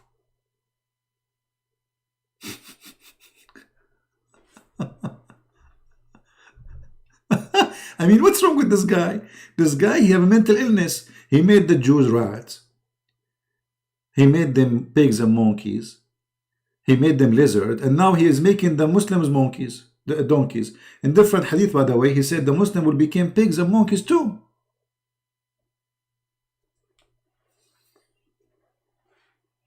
I mean, this person, he sounds like a Hindu. Sound like a Hindu. This is what the Hindu believe. That if you do bad, you will come back to life in different form, and depend how bad it is, how bad you will be. Correct? This person is crazy. Look what he said about the Muslim, they will be pigs and monkeys. What the hadith? Let me try to remember what the hadith was. I'm getting old, man.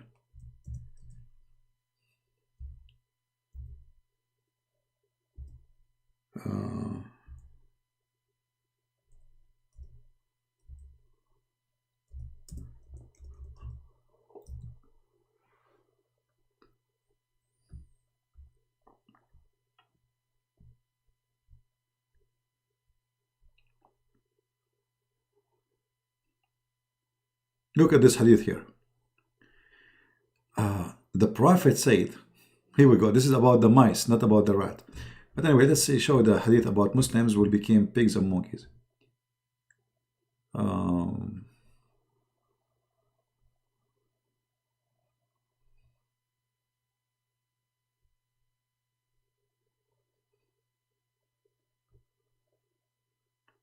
Where is it? Here we go.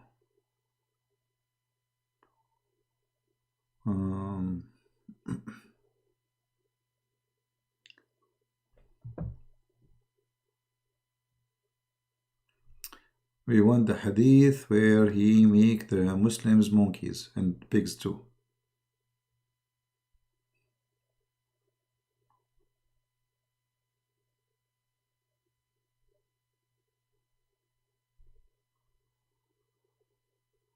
Yeah, actually all of those same, but they are not mentioning that what he will make them. You see, he will make transformation, but we want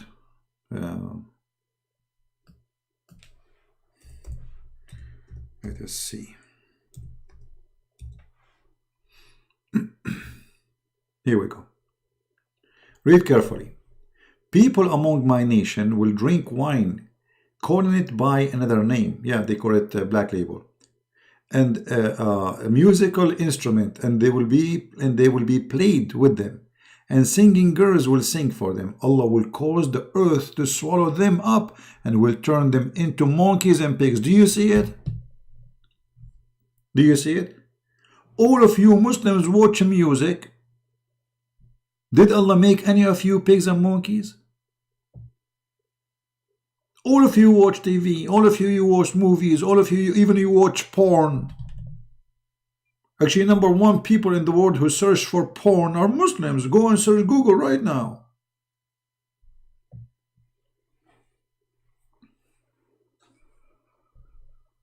How come nobody became a monkey? The only monkey I see is Zakir Naik. I don't remember anyone at the time. The rest are Fifi and Mimi. They are not monkey yet. Even Muslim, I mean, this guy is mentally ill. Anyone don't accept him, don't follow him. He scared the people by these pigs and monkeys. Here we go, Mahsan, you will be a monkey. Did you hear music? Okay, have fun. You wake up tomorrow in the morning, you find yourself a pig. A cute pig. And my neighbor will take you and make you a barbecue.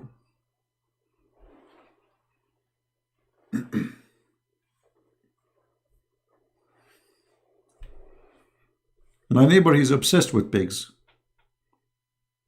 Wake up in the morning, you find yourself a pig, and then you go in back and you open the door. My neighbor, he grab you, he make you barbecue. Have fun.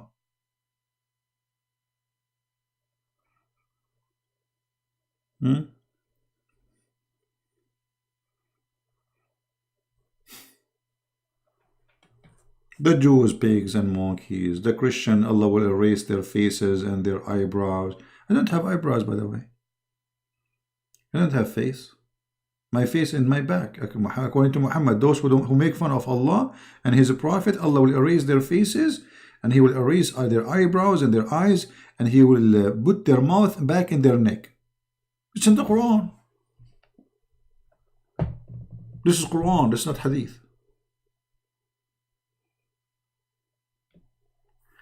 Christians should not eat pigs. My friend, Jesus, he said, it's not what goes inside your mouth will make you unclean. It's what comes from your mouth. And that makes sense.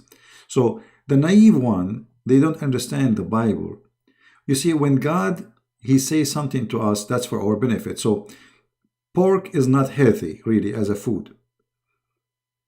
And the Bible forbid pork for a reason. Because pigs, they eat anything.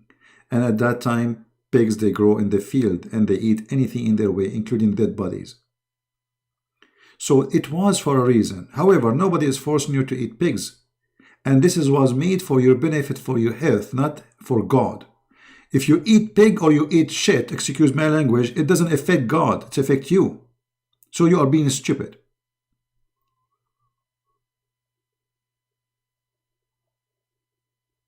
Who care? Do you think God, he care really if you eat pig or not? This is for your benefit. This is why Jesus said Sabbath was made for the man, not the man was made for Sabbath.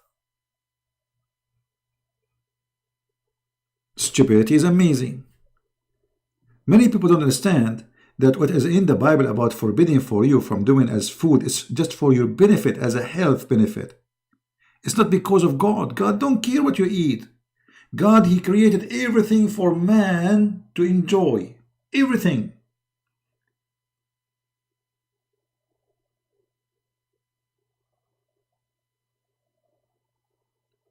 Everything exists in this earth is created for the benefit of the man, including insect. So it's not what you eat will make you dirty, and this is the word of the Bible. It's what comes from your mouth. It's not what go out, not go inside your mouth. It's what come out from the mouth. So don't be foolish. Don't be the same as the Muslims. Abdul Aziz Ahmad. What is my Skype? Why you want to call me Abdul Aziz Ahmad? This is you, Muhsin, right? You came back with a different name? You got enough for today, Muhsin. People are very limited, you know. There's many people, by the way, they are the same, the Muslims, the same as the Muslims and the same as the Jews. We Christians should not eat this, we should not eat that. You think God, He care really if you eat this and that? That's what will make you good for God? The food you eat? This what make you good? If you drink Pepsi, you are not a good person for Him?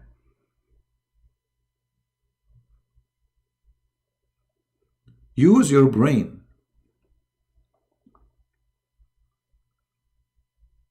Your tongue will make you dirty, not your food. Your behavior. Jesus said, from their fruits you shall know them, not from their food.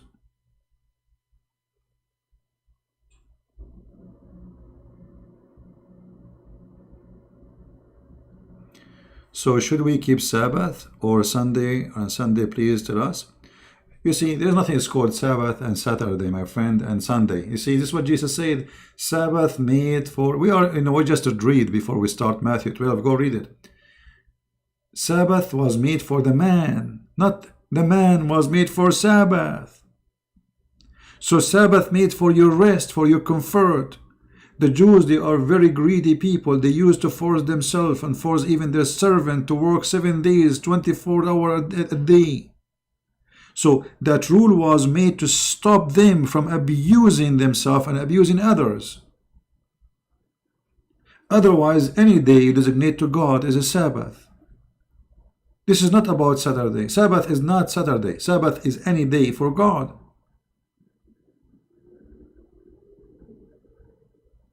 Which means you take it as a holiday. This is what they call it, holy day. A day where you relax, you worship, you be thankful for the Lord, for His gift. It's for your benefit, it's not for God. If you work in Saturday or not, do you think that will affect God? I mean, a human being is very silly. It's like a kid. This is exactly how the Jews, they thought. They said to him, is it lawful for a person to heal somebody in Saturday? Jesus is making the blind see. Jesus is making the one who cannot walk. And they are worried about Saturday. So what Jesus said to them? Sabbath is made for the man. Not the man was made for Sabbath. The law itself is made for the man. Not the man was made for the law. And this is why we reject Islam. Because in Islam, you became a slave of the law. You became a slave of ritual. You became a slave of routine and stupidity. While in fact, God do not need your ritual. God, He do not need your holiday. God, He don't even need your prayer. It's you who need it. God need nothing from you. Nothing. It is you who need God. It's you who need Saturday. It's you who need rest. It's you who need food. It's you who need the prayer. It's you who need salvation. It's you who need forgiveness. You need nothing. You see, whatever you do, you are not doing it to God. You are doing it yourself.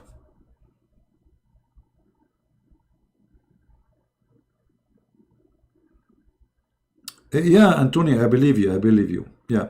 And I think you used to be the Pope, right? And you are Mother Teresa. Let me introduce myself to you. I used to be Prophet Muhammad and now I'm a Christian. Yeah. Stupidity.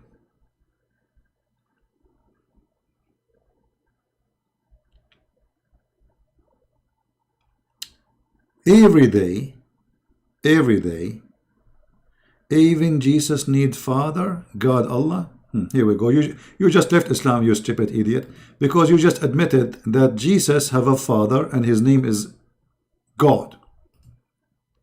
This is how stupid you are. Get lost.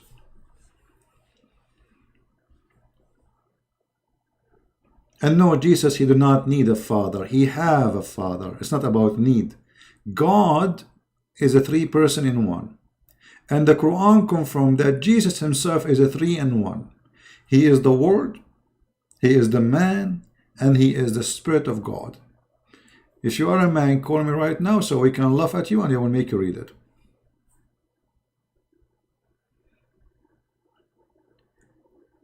So we as a Christians, we should think carefully. Don't be limited like the Jews and the Muslims. And don't be really especially like the Muslims. Because Muslims is an empty belief. It's just a routine, rituals, but it's empty from inside. Nothing spiritual. Christianity is about the spirit. It's about you believing. It's about you being truthful. It's not about you praying in the corner. This is why Jesus said, don't be like the hypocrite who pray in the corners. He don't need your prayer. When you want to pray, which means you want to talk to me, go to your closet. Nobody shall see you. Speak to me. Which means be honest, be truthful. Don't do things to show off. So the Jews are the same as the Muslims. They are doing Sabbath to show off. The Muslims, they are doing Hajj to show off. They are kissing a stone because they are pagan and show off. But who need a stone? And what kind of God he need you to kiss a stone so you will be forgiven? And what kind of God he need you to kiss a stone so the stone will witness for you? We are a Christian, my friend. We are a Christian who believe in a living Lord who is between us. The Messiah, he said, every two mention my name, I will be between them, I will be with them. We do not need stones, and rituals is not what will save us. Many people, because they are so naive, they think and concentrate of rituals. Like lighting a candle. That's wonderful. It's good. But what about feeding a poor person? Isn't it better than lighting a candle? What about lighting a candle in a spiritual way? Guide someone to Christ. Many people speak about eating this and eating that. What about cleaning your mouth first? Stop saying the F word. Respect your parents. Be nice to your neighbors. Be nice to your people. Be nice to everybody around you.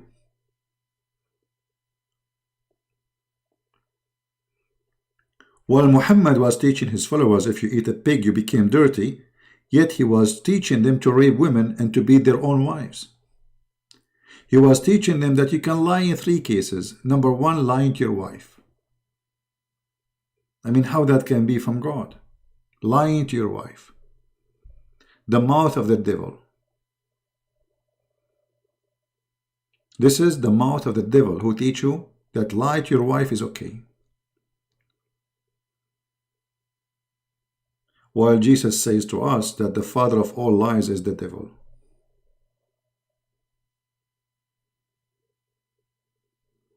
Question, is this CP why God keeping us waiting? I don't understand you, my friend. What does this mean?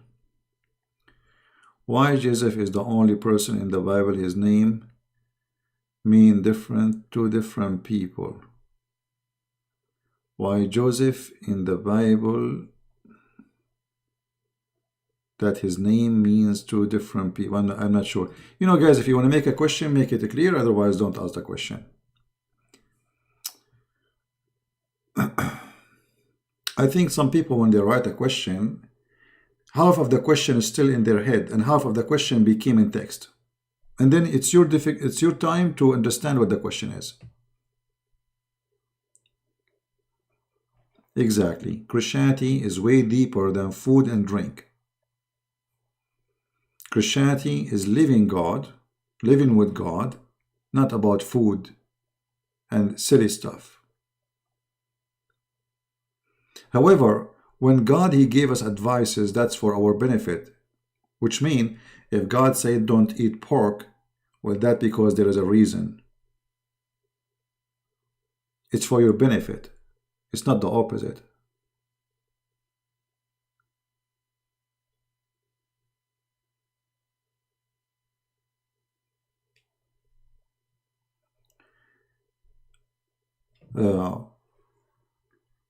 So don't be like a very shallow person, you know. Christianity is way more than, you know, ritual and lighting candles, you know, just praying to God, or wave your hand to Jesus. This is not Christianity. Christianity is you giving fruits to Jesus. The time will come and the Lord will ask you what you did. Where Jesus said, worship me. Look at this, a silly question. Did you read the Bible? Did you read the Bible? You never did read the Bible, because if you ever read the Bible, you will never ask this question. So now if I show you Jesus saying, worship me, do you worship him? You will say no. So why you are asking? I will tell you why. Because you are stupid. Copy paste. All the Bible says that Jesus say, worship me. You see, each time Jesus say I am in the English translation, he is saying I am Yahweh. Yahweh is I am. Yahweh is the name of God, or let us say the title of God in Christianity, in Judaism. And Jesus saying many times, I am Yahweh. I am your God. But the fool you don't see it.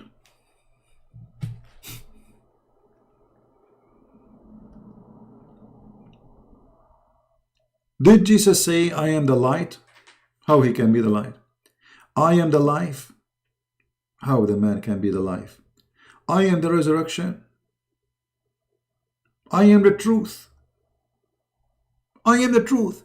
Those are names your God he stole from Jesus. If you go to the 99 names of Allah, you will see Allah claiming to be the truth.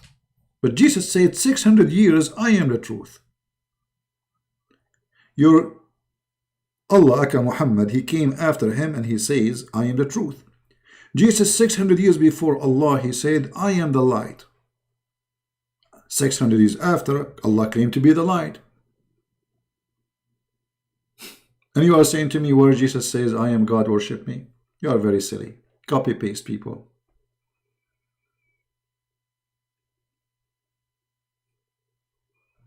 Copy paste questions. All the Bible is saying, Jesus says, I am God, worship me. All over. The Messiah, he asked the Jews, he said to them, what do you say of David? What do you say what? Of David. They said he is a son of the Messiah, sorry. They said he is son of David. The Messiah, he said to them, well, if he is the son of David, then how David called him God? Where Jesus says, I am God, worship me.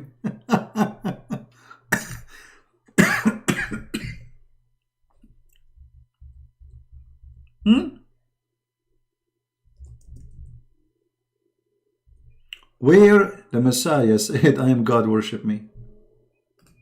Let me show you this. This is just to feed your ignorance and to show you and to teach you not even ever to learn or to learn about Christianity from the Muslims. They lie to you. This is Matthew chapter 22. All right? Matthew chapter 22. Read carefully with me.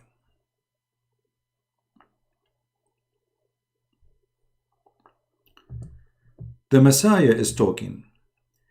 Yeshua, which means Yeshua, Yeshua al-Masih, Yeshua, answered and said to them, you do err because you do not understand the scripture, neither the mighty work of God. For in the resurrection of the dead, they do not take wives, neither do men have wives, but they are like angels. You see, he got your prophet busted. There's nothing in the day of resurrection. There's nothing in heaven about women having sex and men having sex with women. That's a lie. They will be like angels of God in heaven. But concerning the resurrection of the dead, have you not read that was spoken to you by God, who said, I am the living God, the God of Abraham. So who said that? God, before he said, I am the living God, the God of Abraham. And then the Messiah, he continued speaking. He said to them, but when the Pharisees heard that he had silenced those people who they are around him, the Jews, he silenced everybody. They could not refute him. They could not answer him. Then he said to them, Yeshua, he said to them, you shall love the Lord Jehovah your God from all your heart. They asked him, what is the greatest law to follow? What is the best? He said, you shall love your Lord Jehovah from your God, from all your heart, from all your soul, from all your power, from all your mind. This is the great and the first commandment. And the second, which is like, you shall love your neighbor as yourself. On those two commandments depend all written law of the prophets. But the Pharisees were assembled. Yeshua asked them and said to them, you are saying, what are you saying about the Messiah? What do you think about the Messiah? Whose son is he? They were saying to him, the son of David. He said to them, and then how did David by spirit calling him the Lord Jehovah? For he said, the Lord Jehovah said to my Lord, sit at my right hand still, or until sit at my right hand until I place your enemy under your feet. Therefore David called him the Lord Jehovah. How is he his son? No one was able to answer him. Do you see Jesus claiming to be Jehovah?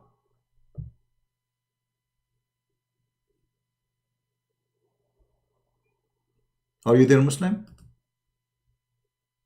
I forgot you don't even know what Jehovah means. You are an ignorant Muslim.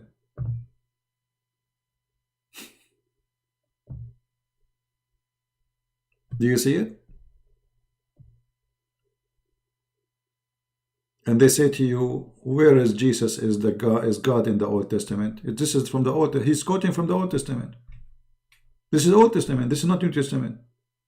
This part here, when he said to them, well, if he is his son, then how he is calling him my God? Right?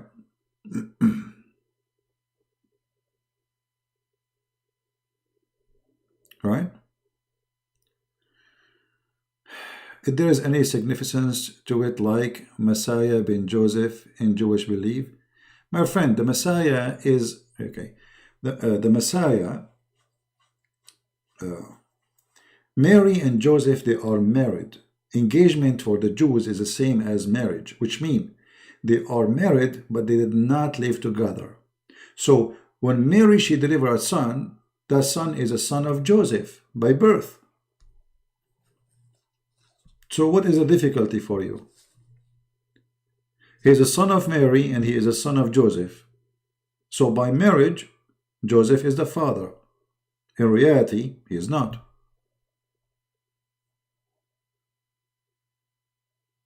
This is why the Jews, they did not go after Mary to stone her to death, because that will be, if she is not married, she will be committing adultery.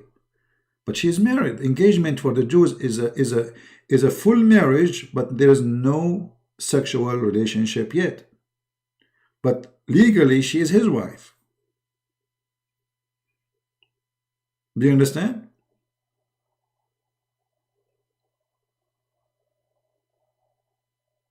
I answered you, Abdul. How Jesus can be son of God if he is also son of David and son of Joseph? You are being stupid now.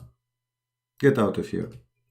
Son of David, this is not, he is not a son of David. He just answered you. He just refuted you. Did you see? I'm showing even the screen in front of you, you idiot.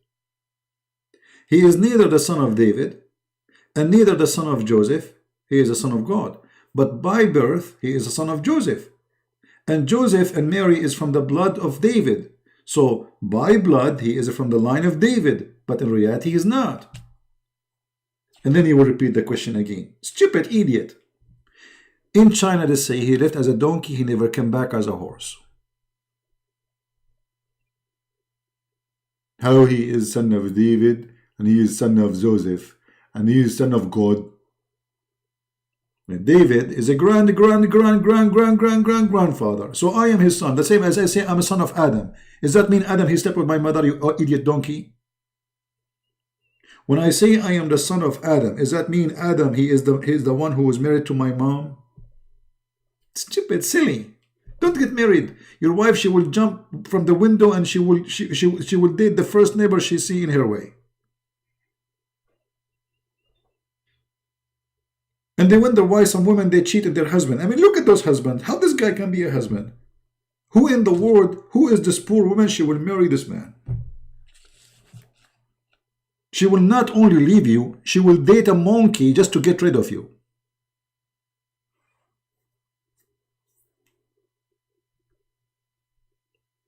Unbelievable.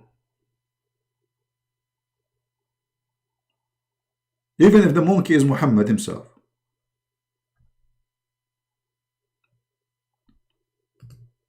When they say in the Bible that Jesus is a son of David, doesn't make him really a son of David. He is born of a family. They are from the lineage of David. Very simple. Otherwise, David is gone long time ago. He is dead. He is dust. He's gone.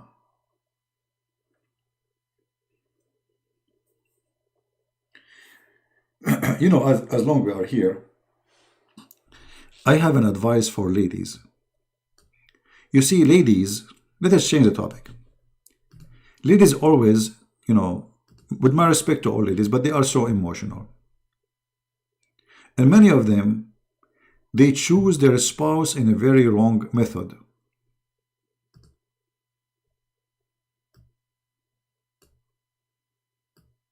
How tall he is. What is the color of his eyes? What is the color of his hair? But nobody is interested how stupid he is, how smart he is, how fun to be with a donkey, to live and sleep next to a donkey,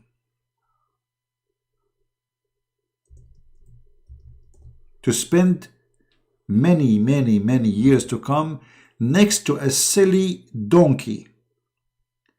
You care for how he look like? Have fun. Just wait for what is coming.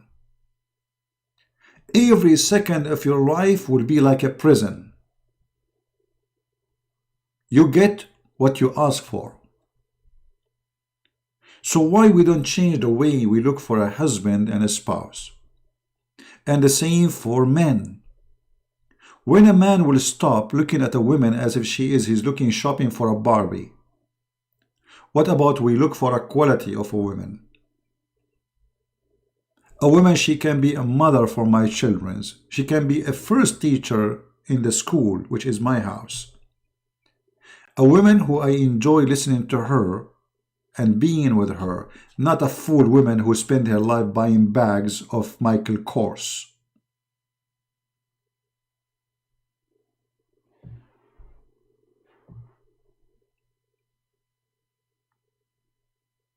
My friend, life is not based in foolishness. If a fool marry a fool, I think they will be matched. They will live better. But the problem is, if you are a fool and you marry a smart, the smart will commit suicide, will go crazy. Look for the quality. And a smart person who is not decent is the devil. Don't marry that person.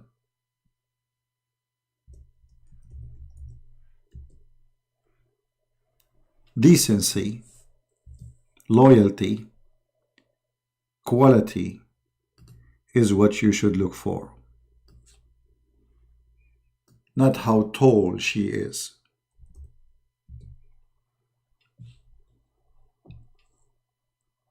How skinny.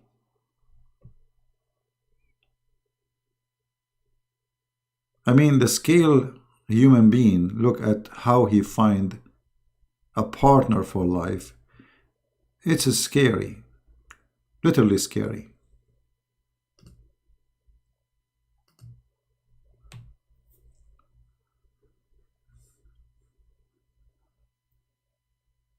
Many, they go to the bar and they expect to find a woman she is going to be a wife in the bar.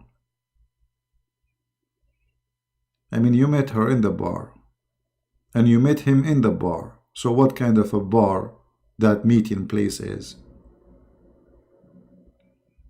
Quality, my friend, quality is very important. It's way important from a look, because the look, later you will use to it. You see, if you meet a person, let us say she is very beautiful. Well, she is very beautiful first day, second day, but then you will use to the look. The look will not be too much of a different. After a month or two, you are living together, she became your wife. Now the beauty will start either increase or decrease. So if you like her more, love her more, then the beauty will increase. But if she is a fool or he is a fool, that beauty will disappear. Fast or slow, doesn't matter, it was going to disappear.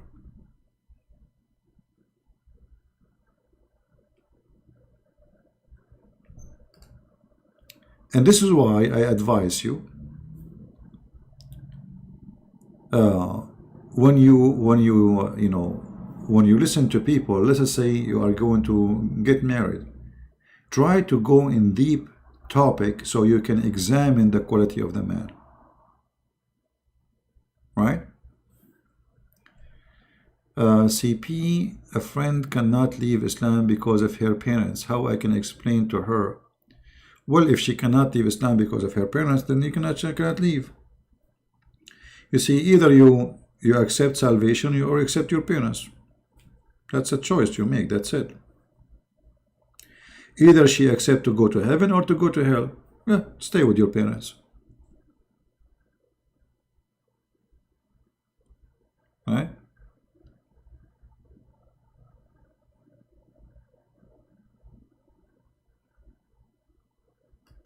Stay with your parents.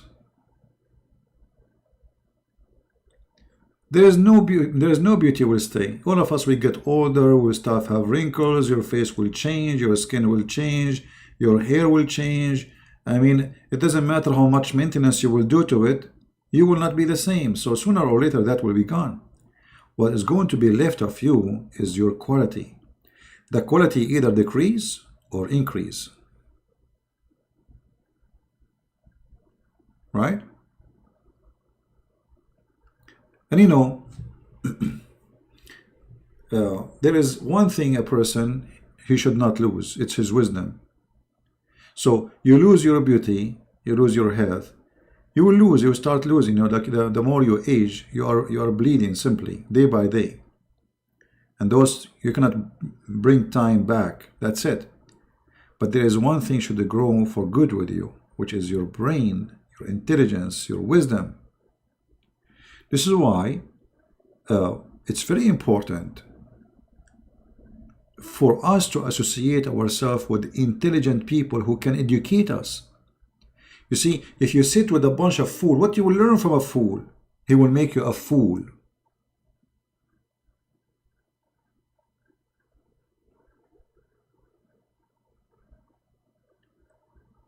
If you sit with the smart people, educated people, they will make you educated. If you associate yourself with a bunch of people who want to smoke pot and do drugs, what you will get next? Right? Abdul Aziz, who is your father, Imam Murrah? You know, I will answer you about this if you tell me who is the father of Muhammad, who was born 4 years after his father. Who is his father? And about Imam Murrah, who is this Imam Murrah? This is what I said to you in the video. Imam Murrah. Do you like to call me so we can laugh? Call me Abdul Aziz. It's fun time. Imam Murrah, those are from the puppy of Fifi, who don't dare to call me. Why Fifi don't call me and ask me about Murrah so we can laugh?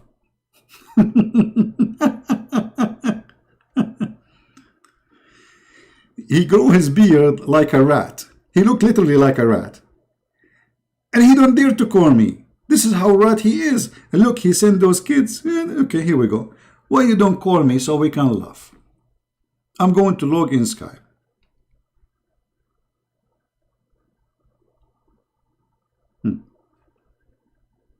And I want you to play for me the video of Imam Murrah, so we can laugh at you and the one who sent you, the same as we did at you when you called me last time. Call me.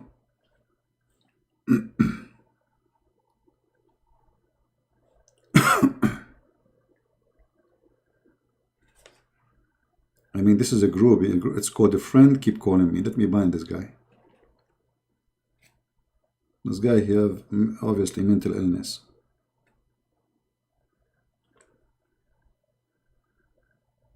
Call me.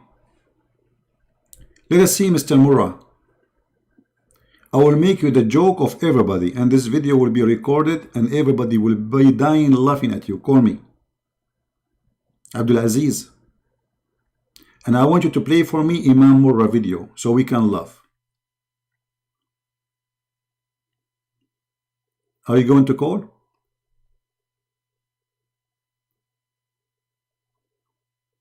Or you want to hide like a rat?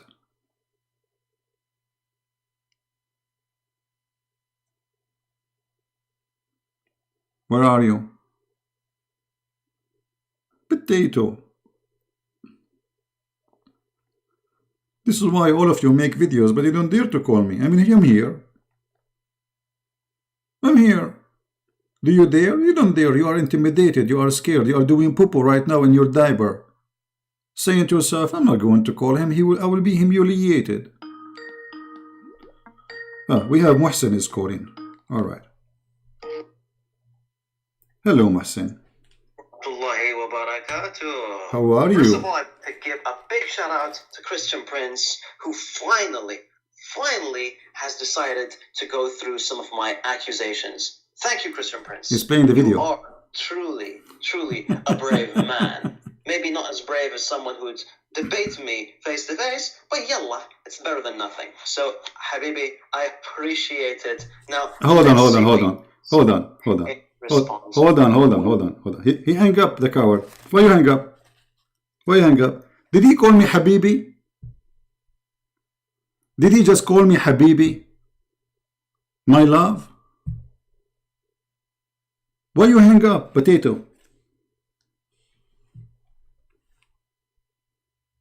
Habibi?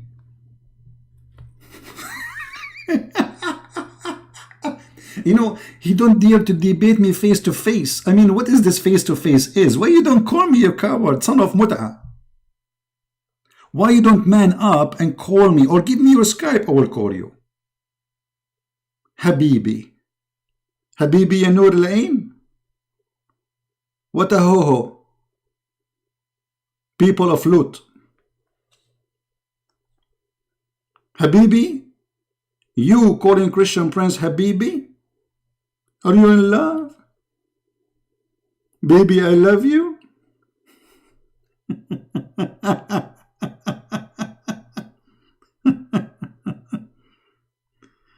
Coward.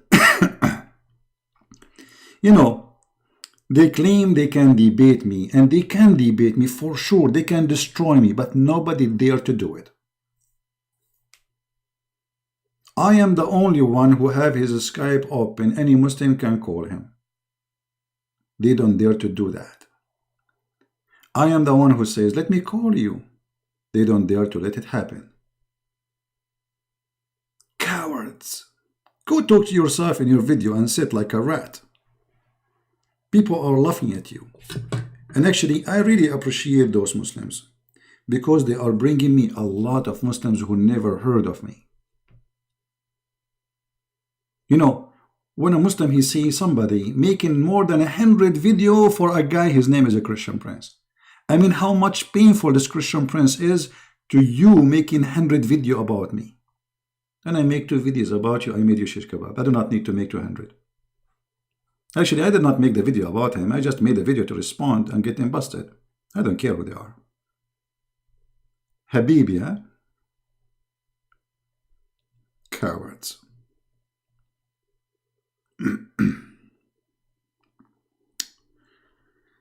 Let us see.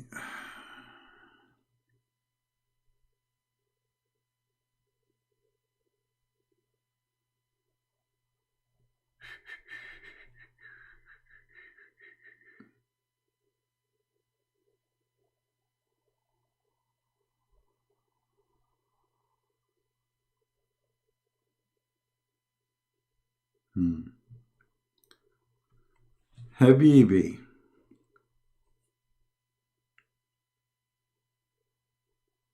Yeah, anyway, we go back to our topic. You see, they try to disturb us from our topic. They are getting hurt. They are getting hurt badly. So my friend, advice to you, all of you, male or female, don't be silly like the Muhammadan. The Muhammadan, they do shopping when they get married. Because they don't care really for how long the woman she will stay. They don't care even how long the man will stay.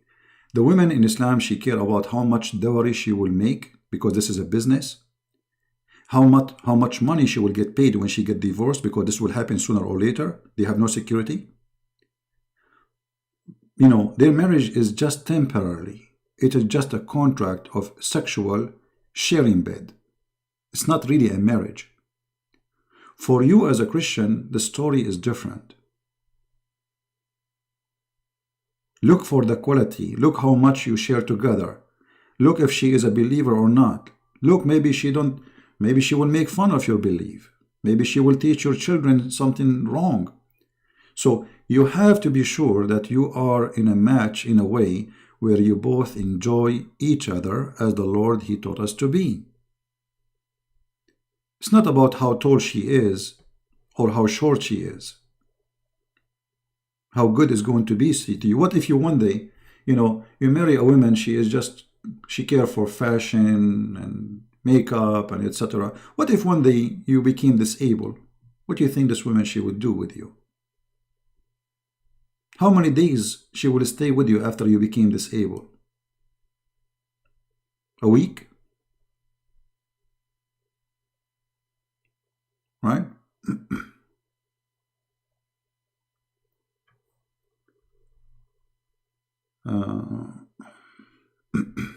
Yeah, anyway, guys, just forget about those names. They are like bugs. They try to disturb what we do. So please avoid them. I don't want to mention their names anymore. Just forget them. I mean, they want to call us. Call us. That's simple. Correct? There's no need to talk about them, and let them talk about us. Let us be the quality, and they are the casualty. They are terrified. They are scared. So let us not to waste our time.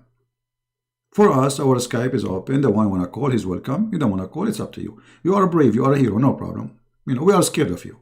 Okay. But it is us who open our Skype so Muslims can call. It's not them. So everybody can see who is the one scared. So we do not need to spend our time just talking about those kids. They are kids.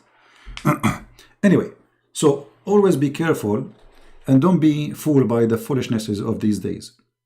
A woman, she have a beautiful body. Okay, what her beautiful body will do to you when you get sick, or you became poor. If she don't have a quality, she will leave you. If she is a woman just looking for a husband who will buy her nice clothes or nice jewelries, one day you will get poor. She will leave you for the first man who can afford. So it's very important to look for a quality different from the quality which the world today see.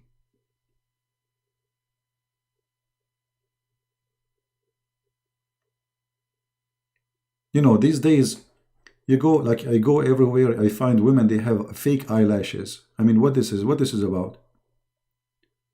I mean, they look even stupid with it.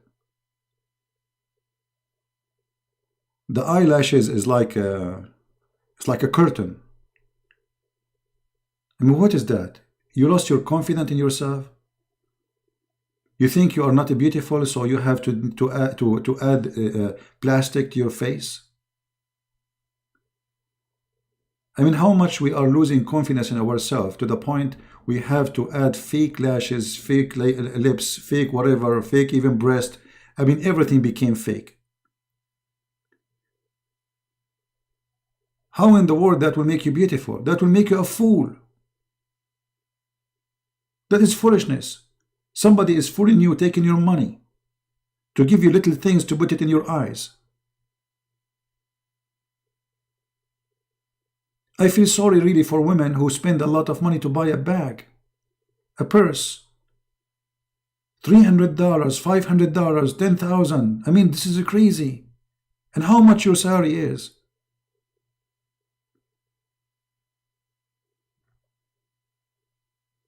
You make the rich rich because you're a fool. So the guy who make this brand, he gets so rich, he is living happy because you are a fool. And you are miserable. You got just a little plastic bag, worth nothing. Just because you want to show off. And that supposedly will make you the quality woman? Or buying expensive perfume?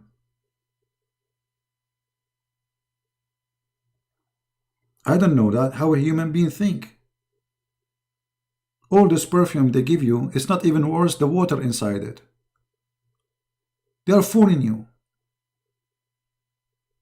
And why you need a perfume? You stink? I mean, what is that? That will make you a flower or what?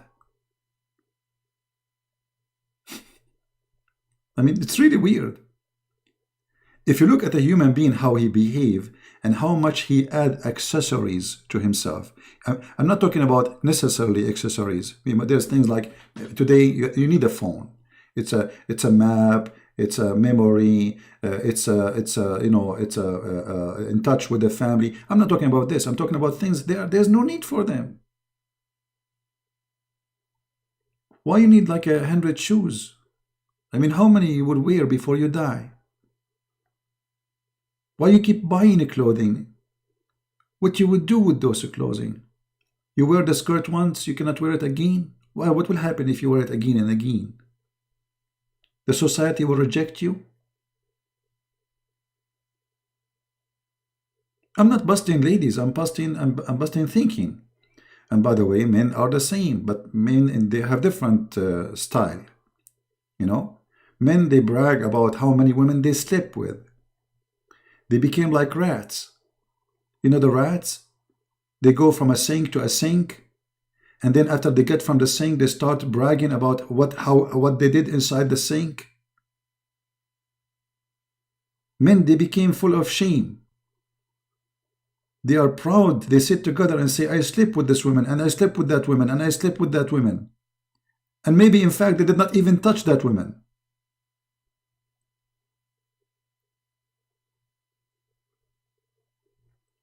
This is why I'm saying to you, you have to look for equality.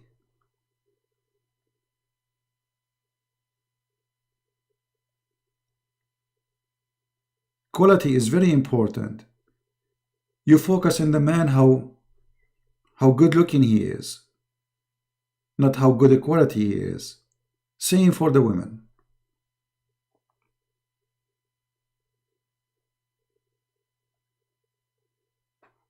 I will make the beauty industry bankrupt. No, I mean, seriously, I mean, why, okay, listen, if a man will like you, if a man will like you because you have eyelashes, okay, but sooner or later those eyelashes will fall down. What, you will keep hiding yourself under the blanket? I mean, sooner or later, people will know how you look like, and one day you will get older too. I mean, this is stupid. This is not a beauty. This is dummy. Live free, my friend. Do you know how many women, they are slaves of their makeup to the point they cannot move around without makeup? Be free. I mean, what is the business of the world around you if you have lipstick or not? And why you are worried about how they see you? Let them see you as they wish.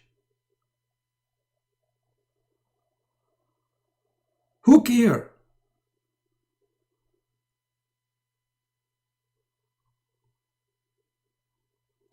If you calculate how many hours you spend in front of the mirrors, you will see that you destroy maybe 30% of your lifetime in front of the mirror.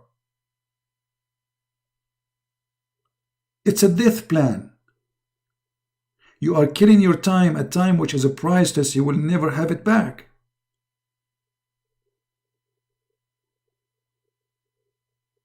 If every day a woman, she sit in the front of the mirror for 1 hour, how many hours she lose from her life a year? 1 hour before you go and 1 hour to take off the makeup, because if you sleep with the makeup, that will destroy your skin. And not to mention that makeup will make you get older so fast, in case you do not know. Because makeup is chemical, is hurting your skin. No matter how they say, that it is wonderful makeup. It's made from natural material. There's nothing is called natural material makeup. It's a lie. The more makeup you put in your face, the more fast you will get older and you will have wrinkles. I promise you. Your skin will not breathe. You are masking up your skin for all day long, and your skin is unable to breathe normally.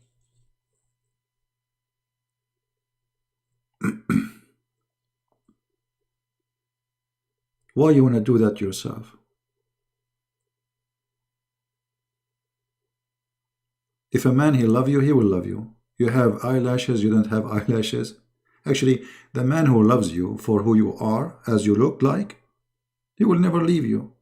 A man, he like you because you made a plastic surgery, he will leave you for the first one. She have a better plastic surgery.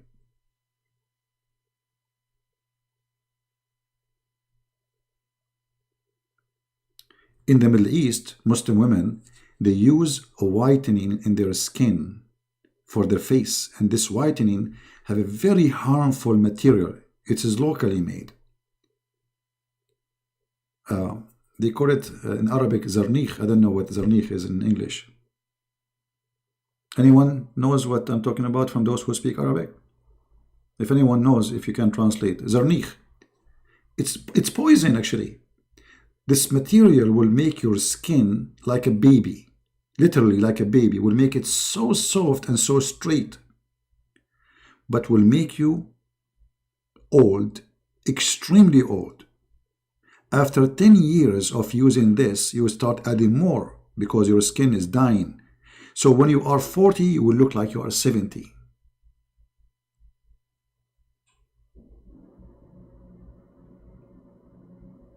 All Muslim women there, in their 40, they look like 60 because they use it as their makeup.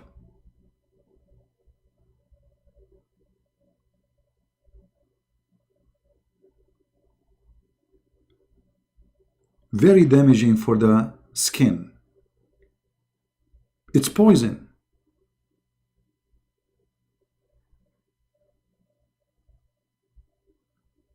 Well, those who use whitening, they are being fooled too, because first of all, why you want to use whitening? I mean, what's wrong if you being an African or an Asian? Who said that if you are an African, that would not make you beautiful? Who said if you are Asian that you are not beautiful? That's stupid.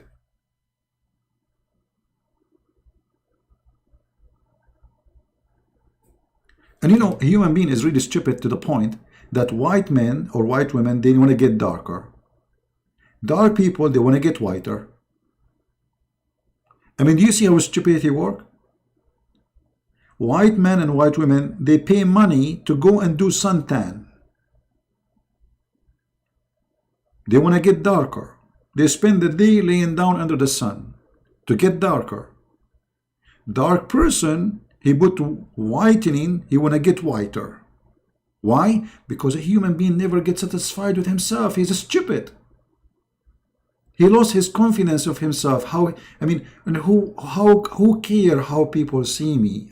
Be satisfied with yourself. At the end of the day, all of this will not help you. All of this is poison. You are killing your body. You are burning your money, killing your health. God knows what this whitening have. Do you know what he have? I mean, this cream is sucked by your skin, and obviously it's affecting the structure of your skin. So if you get cancer sooner or later, have fun.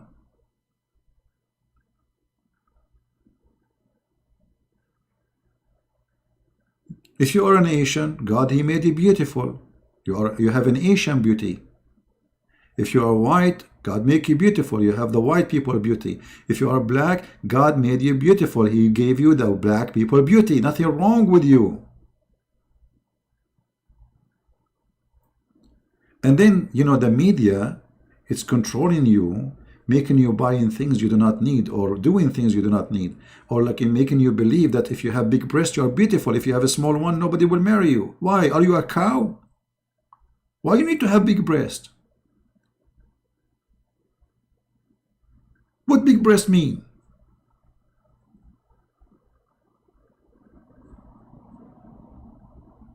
They control your brain and make you a slave of spending just to steal your money. All of this is just to suck your income, to suck your life, to suck your blood, and to destroy you.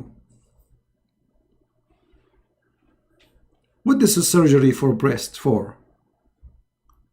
Will cause you cancer. Go and see how many people die because of those plastic surgery.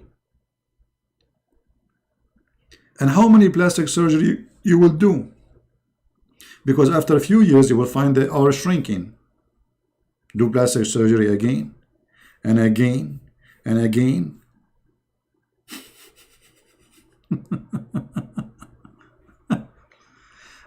Crazy. I don't know what to say. You know, for me, I feel sorry for those people who practice those things. Be happy with yourself. That is happiness. Anything else is you being stupid, and you will never be happy. Because always you will be disappointed for somebody that did not like how you look like. I don't care how people look at me. I don't even care how I look like, honest to God. I don't care how I look like. Why you want to care? I mean, if people don't want to talk to me because I look like this or that, I don't want them. Just keep away from me. That's even better. People who like me, talk to me. For me, the real person, not the makeup, not the plastic surgery. Let people who like you for real, the real you. Then they will never betray you. For they loves you for who you are, not the one they thought you are.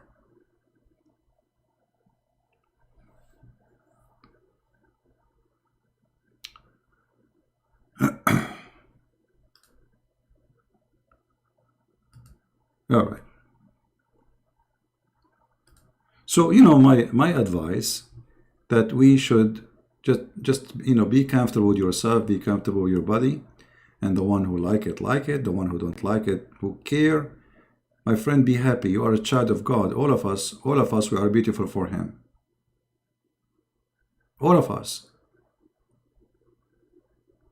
And if your look will make you sad, well, that means you will live a very, very miserable life.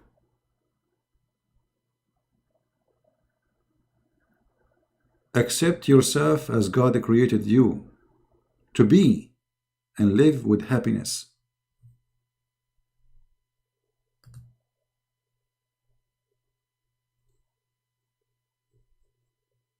In the Middle Eastern, they are very much people of show off. I never saw a nation they love to show off as Middle Eastern. That's why I don't associate with them. I don't like even to sit with them in the table. And I'm not saying all of them they are the same, but I can say maybe 90% of Middle Eastern, they are show off nation. They love to show off. Hypocrisy, show off, lying, deception, and nobody speak about God as much they do. And nobody speak about dignity as much they do. And nobody speak about honor as much as they do, but they have zero of it. Don't be like them.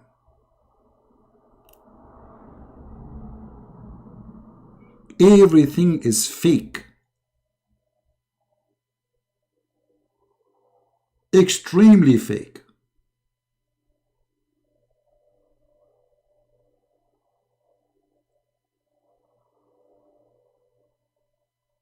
They spend their day just talking about each other. She said, he said, he did, she did. Live, my friend, live, enjoy life. Live and let people live.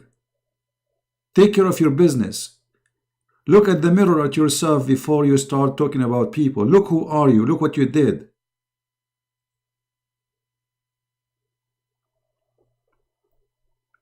Enjoy life, because this life will be taken from you soon. It's not makeup will make you enjoy life. It's not buying clothing will make you enjoy life. It is you being satisfied with yourself that will make you enjoy life. So when you feel good about yourself, you feel good. That's it. Nobody can take that from you. And why you will not feel good about yourself?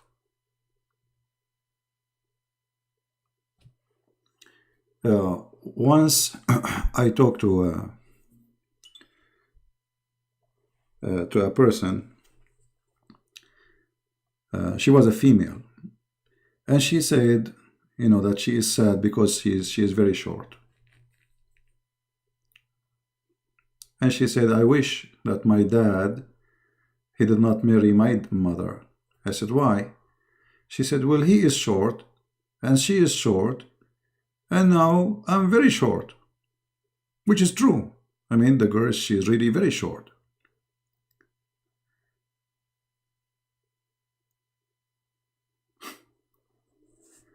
And then, you know, during the time I was talking to her, there was a lady, she was walking by, and she have a leg is shorter than the other leg.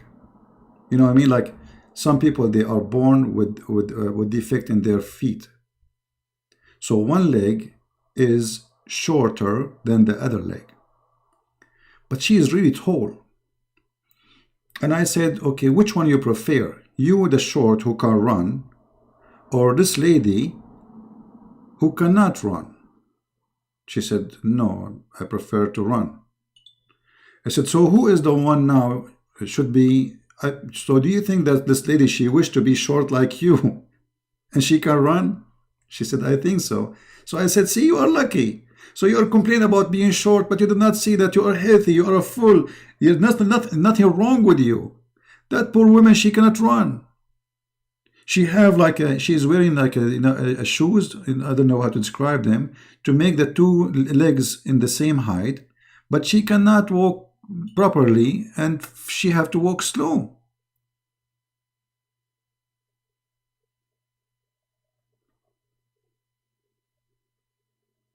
So we complain. We complain. We don't, you know, look around you, my friend. There's people, they are born blind. You can see. You're lucky. There's people, they are baby born with heart defect. Be satisfied. For God, He gave you a lot of things, but you don't see until you lose them. This is the nature of a human being. He don't see things until he lose what he have. A human being, he don't appreciate his teeth until he became without them. Then he will speak like Zakir Naik, brother and sister.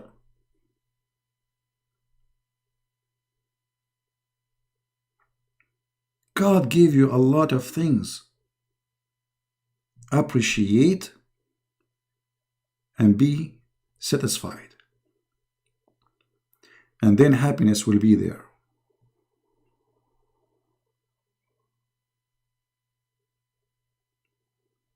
And for sure, you don't need to agree with me. You know, I mean, this is my personal opinion. It's up to you to believe it's true or not. But for me, I believe this is the best way to live. If I show you what I wear, I mean, I have cheap jeans. $10, $15. I have nice shoes, but they are cheap. You know, I choose carefully what I wear. It's a cheap, but good quality. I don't have a single piece of clothing. It is expensive. And I'm not willing to spend money for anything expensive. If I can get something good quality and it's cheap. And I buy things because I like it, not because people will like it. I don't care what fashion is. I never wear fashion clothes. I have my own fashion, which means something I like.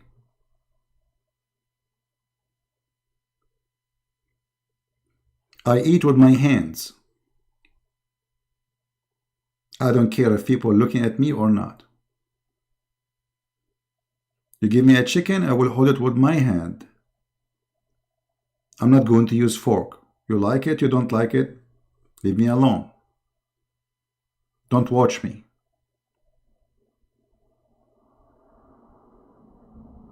It's my food. It's my life, it's my clothing. What's your business?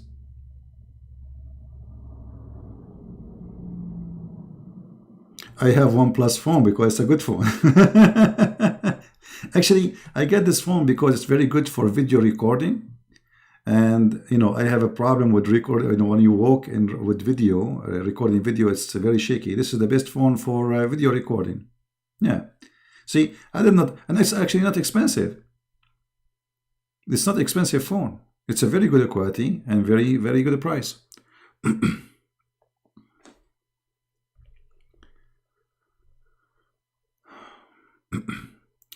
All my clothes is belong cheap, but I am a director of a big company. Well, you know, you are, I mean, as long you are happy with your clothing. But you know, there's a problem here. You see, if you are a very rich person and you wear, let us say, very humble clothes, some people, they will start gossiping about you, start saying he's cheap, and blah, blah, blah, blah, blah. Who care? Let them say whatever they want. Just be happy.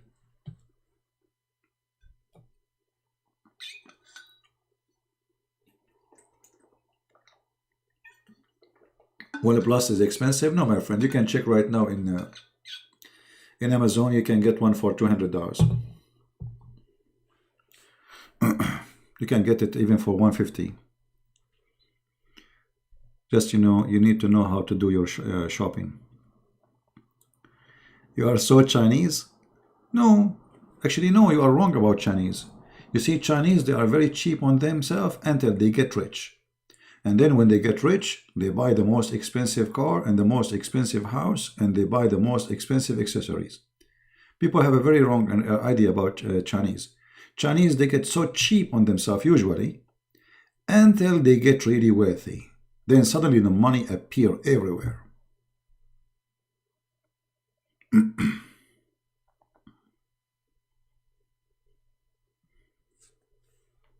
All right?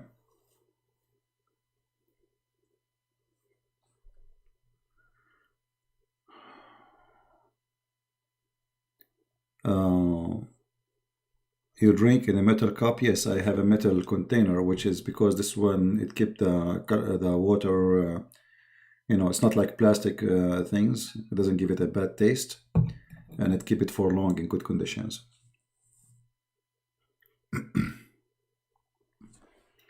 And you know, if you try yourself to speak to many hours, you can imagine how fast you would lose your voice. So I'm lucky that my voice can stay. Actually, I used to stay for 8 hours, 10 hours, you know. But not talking about this topic, talking only about Islam.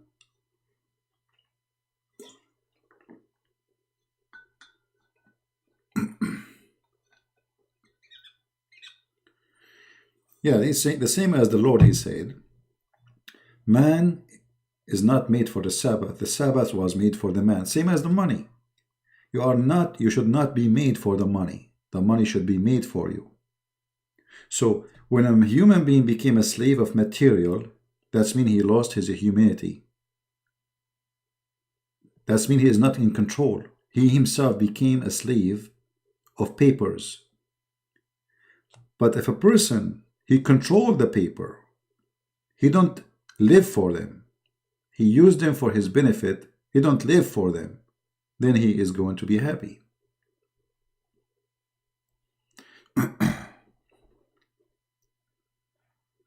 Right? So, yeah, all of us, we need money. I mean, if somebody said I do not need money, he's lying. Unless maybe you're a farmer, you have your chicken, you have everything, you made your clothes by your hand. Otherwise, you need money, right? And actually, even if you live in a farm, I mean, still you have to buy stuff. So money is very important for surviving, but not you working like a donkey for money. You know, life is very funny. You will see somebody spending his life working like a donkey in the weekend, 2 jobs, etc. And then he get rich. And then he became now 65, 70, and now he want to enjoy the money he made. But you are dead. You go vacation, you carry a big bag with medicine. So now you want to enjoy your life. Don't you think it was wrong timing? So you have to make a balance. You know, when you are young, travel, go, see, do things. because the money you save for tomorrow, it's good to save money. Don't be fooled. Don't spend everything. But you have to have a balance. Don't be cheapo. For me, I love to travel. I've been all over. So one day when I get so old I cannot go, I say, well, you know what? I was in Korea, I was in China, I was in Philippines, I was here, I was in Hong Kong, I mean, okay, you know, I've been all over Europe, I've been all over many places. So I don't feel I'm really, there's something I wish I did do. So if you have really extra money, save it for something good, will make you happy and will give you experience, because a travel is really good for experience. Actually, traveling will change you, will make you more independent, will make you used to, let us say, adopt different or new situation. Actually, if you move from a room to a room in your house, you will find there's things changing. Just because you moved from a room to a room. You might not even be able to sleep first night in the new room, even if it's your house. So what about if you go to a different country? You know, and experience certain kind of a pressure and responsibility.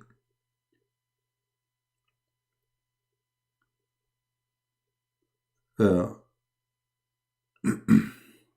half Korean. Yeah, actually I was in Korea. Yeah, anyway.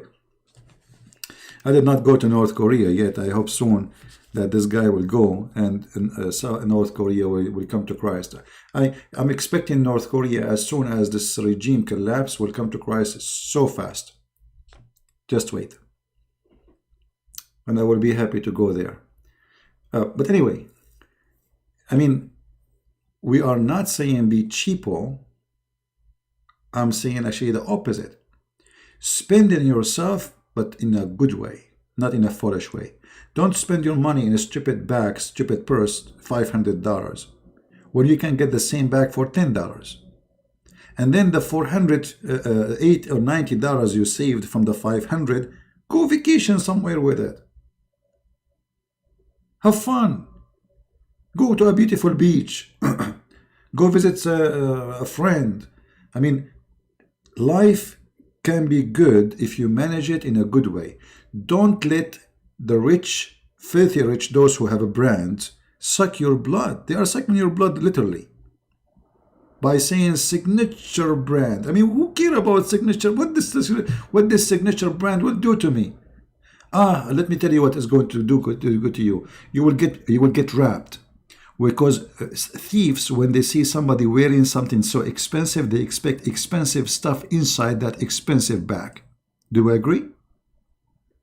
So if your bag gets snatched and somebody drag you in the floor because he's a thief, he's trying to steal your purse, don't complain. You just invited him.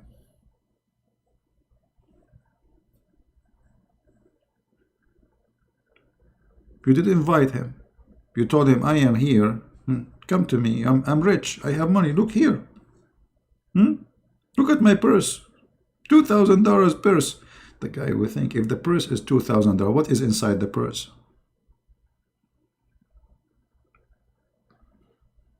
Right? Or spending money in buying expensive watches. I bought a watch from Walmart, honest to God, for $10.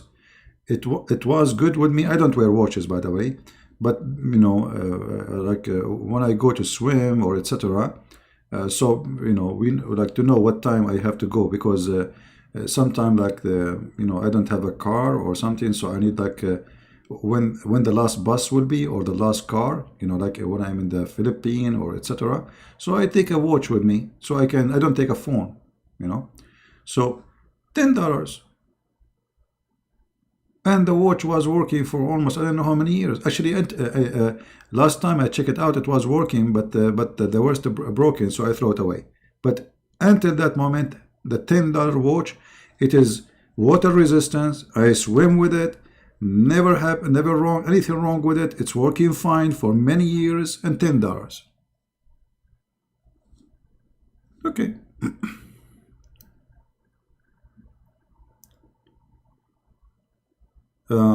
What I asked earlier was how to do things you think Muhammad inspired the people around him considering his flaws. No, he did not inspire, by the way. Muhammad, you see, in Muhammad time, there is people, they are called as Sa'arik. Sa'arik. In USA, we call them outlaw. You remember the cowboy? When a bunch of criminals, they go and they, steal from the bank. Those are the people who joined Muhammad. So he did not really convince people to join him as much he convinced criminals, gang, to join him. Actually, even in the hadith, if you search for it, you will see that the Muslims, they translate them as the poor people. But the fact, Sa'alik is not the poor people.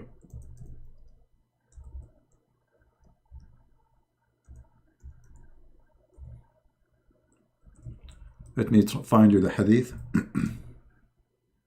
Here we go. You see in Arabic here, it says, Muhammad, he said, Abshiru ya ma'shara sa'alik al-muhajirin. Sa'alik. You see Sa'alik? This is the word Sa'alik. Sa'alik, simply not only outlaw, is the trashy people. So Muhammad, he convinced the outlaw, the gang, to join him.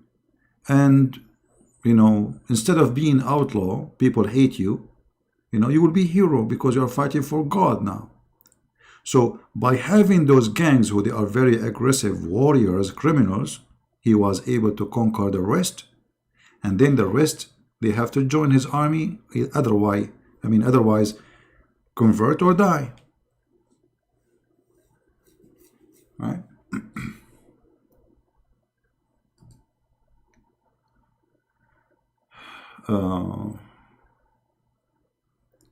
CP, you different people need attention, you not want attention. I'm not sure what do you mean.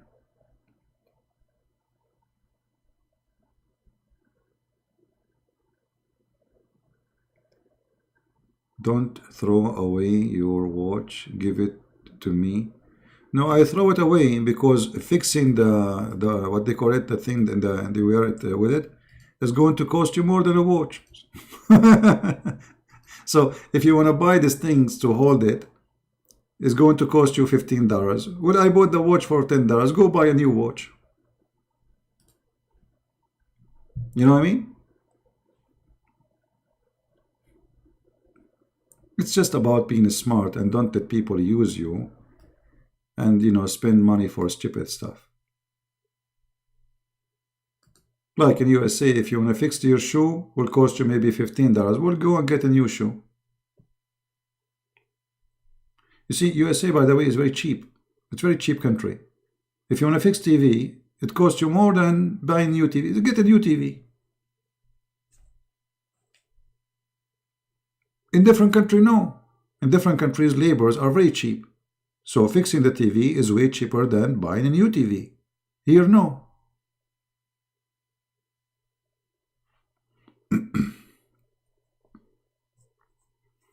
So you have to manage where you live, depending on where you live. Depending on the situation, you have to adopt. You have to be smart. Right? Like, I bought a jeans. Listen to this. I bought a jeans, and the jeans, by mistake, he gave me the wrong, it was very, very tall. Like in the waist it was fine, but it's very tall. So I have to what? I have to change to cut it from the bottom. So I bought these jeans, and in USA you can return it within 30 days. But I did not wear it, because I like the quality, and I said it was a good price. So I bought it. I did not even try it.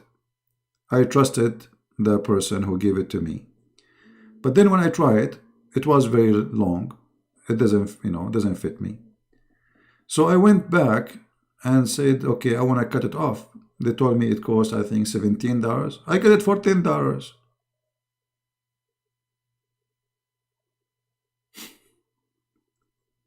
Well, I better than buy a new one. $17 to cut the thing, to shorten it, and the price of the jeans is $10. So you have to be smart. Okay, so what do you do now? Buying new jeans is better, and the other one I will use it to work. I cut it by scissor. I use it when I'm doing like stuff, you know, in the yard or etc. You know, I got a scissor. I cut it down. It's just for inside the house. Yeah, I mean, it depend what you have to be. You have to think, and you have to manage. I noticed that in Europe, clothing is very expensive. The tax is very high. Like in here in USA, jeans is very cheap. I mean, extremely cheap. When I was in Germany, I needed my jeans ripped off. I went from place to place, $90, $95, $115, $100. What? So to say, what is this, man? I mean, I was saying to myself, thank God I live in USA. Very expensive. In USA, you can get Levi's for very cheap price. You go to Europe, see the prices. I mean, I don't know. We are blessed in USA. Everything is cheap. Everything is cheap compared to different countries. Yeah, but you need to take your attention when you say in Indonesia is less than $2. I mean, but you work for how long to make $2? You know what I mean? So price always is relative to your income. So if your salary is $500 and you spend $10, that is expensive. So it's relative to how much your salary is. Right? Actually, when I was in the Philippines, food in the Philippines is more expensive than USA. And I'm talking about like you as a foreigner, there's places you cannot go to buy food from it, which is very cheap. But there's a places which is safe for you. You can buy food from.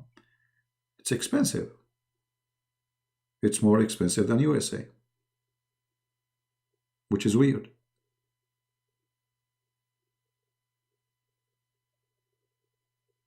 Right?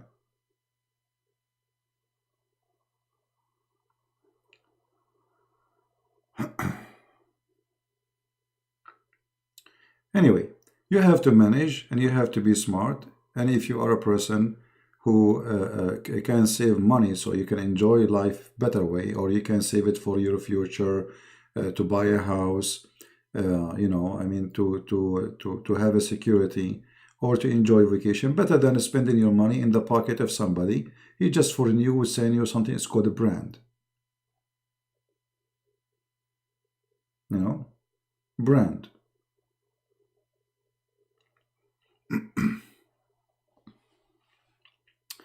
Anyway, and actually in buying, I'm very lucky. Honestly, like, and I always when I buy something, the price go down. After I buy it, the price go up.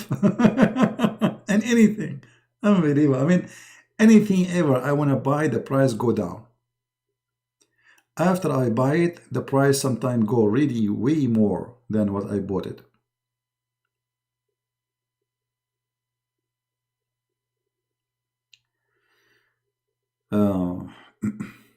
Anyway, I hope we have a good time together today, and I hope we enjoyed our time.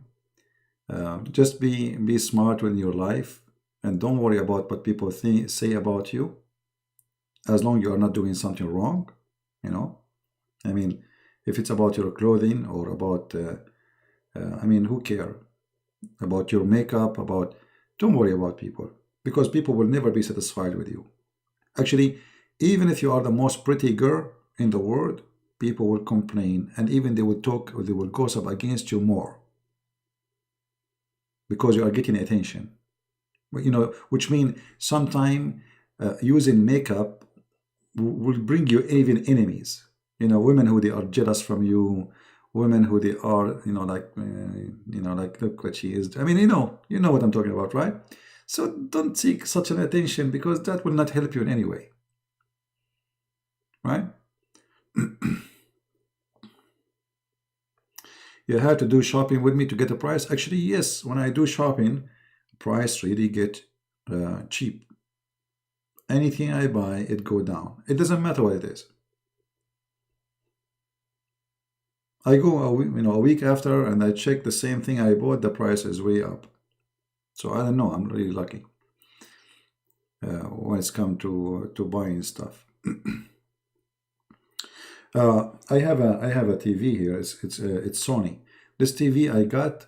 If I tell you how I got it, it was very funny. I was in the cashier, and then they announced in the speaker that the first one he claimed, Sony TV, etc., etc., etc. I don't know even what it is, for a price of etc. I could not believe the price. I was in the cashier. I said, me, right away. And then the cashier put his hand up. He said, we have somebody here. He claimed the TV. I get it for very cheap price. 3 years after, I bought the TV, and the TV is still more than 4 times than the price I got it for. I needed a TV, and not only I got a TV, I got it which is Sony, which is really good, very good, nice TV. I got it for extremely, I could not believe it when they announced in the speaker, anyone he claimed, Sony Bavaria, blah, blah, blah, blah. This is a 3D TV, by the way. I don't have a 3D. I could not believe it. I was in the cashier machine. I said, me. I could not believe the price. It was like a prize, it's like, they do surprise from time to time. Like you are the winner, I was there in the cashier. I said, me.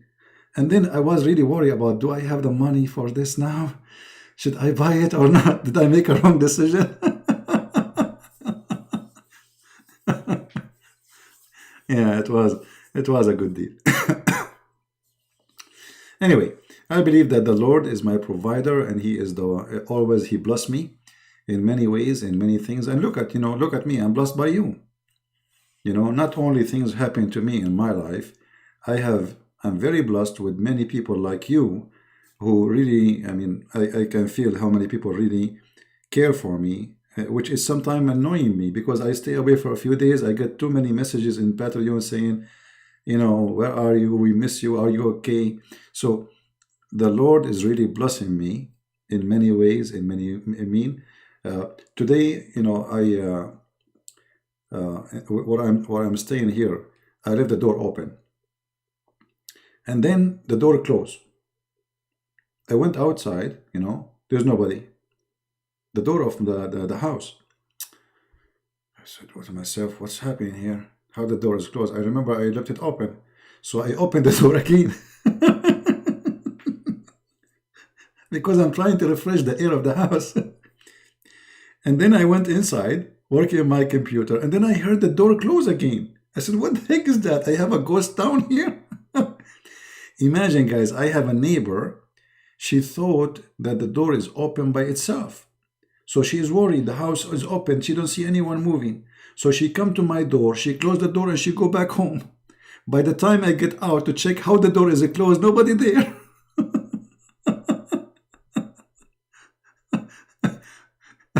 And then, I stand outside, and then she came out. She said, by the way, your door is keep opening by itself. I said, no, I am the one who's open it.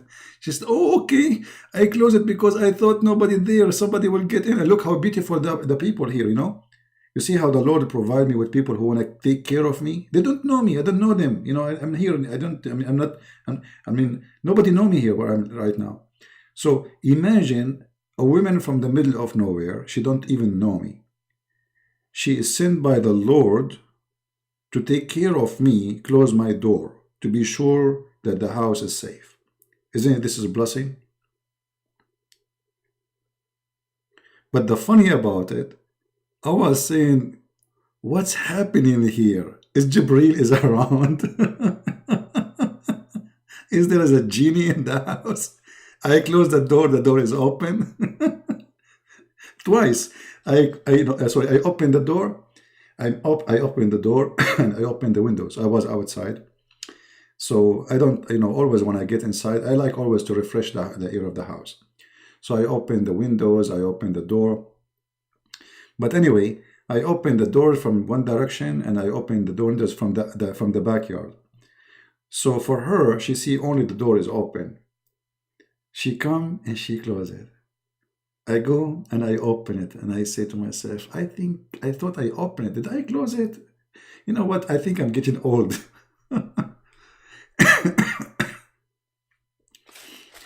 Yeah, you know, the Lord, he send you people who, you know, in your way. And, you know, I believe there is always a powerful hand is taking care of us, especially if we are his people. So be confident about yourself. Don't worry about what people say about you. Look what the Muslims say about me. They make tons of videos I love. You know, if you are not a person who is satisfied, people, they can put a lot of pressure on you. Actually, they can even cause you to do bad stuff to yourself. You know, you hear about people who they are suffering from bully, they commit suicide, correct? I'm sure you heard of many cases. The world is full of those bully people. They try to bully you, make fun of you, put you down, you know, harassing you. They don't care. They are just creatures who they love to harm. So you can be a victim of those people unless you have your self-confidence. Then you are protected.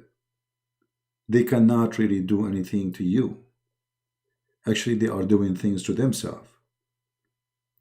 So you have to be strong, and strength comes always from you being confident of yourself. Otherwise, you see,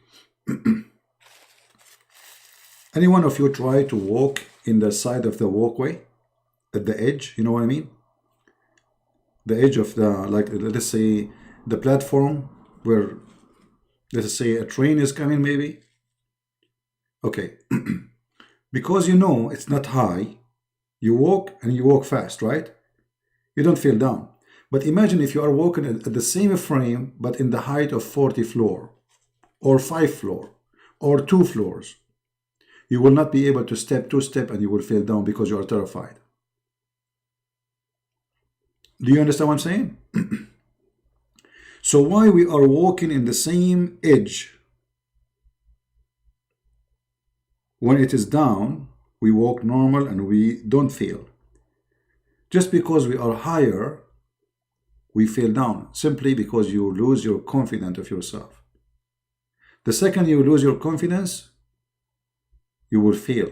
This is exactly what happened in the Bible when the Lord, he ordered one of his disciples to walk to him in the water. But he starts sinking. Why? Because he lost his faith, his confidence of his faith. He could not walk in the water. So the more confidence you have, the more you are able to do, and the more successful you will be. This is why it's very important that you maintain that confidence in yourself, and that all comes from belief, you know. If you don't have belief, then you are weak. Anyway, I want to say thank you all for being here. I pray that the Lord will bless you for this Sunday, you and your family. And if you pray, if you go to church, if you pray for people, don't forget to pray for all those who need help, for all the poor, for all the sick, for all the needy, not only your family, from everybody in the world. And don't forget, if you can help somebody who need help, to do help him, because time will come and you yourself will need help. And those who never provide help for those who need it, they will not receive help themselves when they need it. Life, my friend, is like a balance. You will get back what you give. Time will come and you yourself, you need a hand to help you. If you never give a hand to somebody, nobody will give you a hand. Remember, be beautiful so you will be seen in the eyes of the Lord as beautiful as you deserve to be. And you will be seen as you deserve to be. So be beautiful. Be beautiful to others, be beautiful to your wife, be beautiful to your husband, be beautiful to your children, be beautiful for everybody around you, so you will stay a beautiful flower in the eyes of the Lord, and He will take care of you. Wish yourself what you wish to others, and wish to others what you wish to yourself. Thank you, and may the Lord bless you, and until we see you again, Christ is Lord, and anything else is absolutely false. I mean to that. Good night and good day. Bye-bye.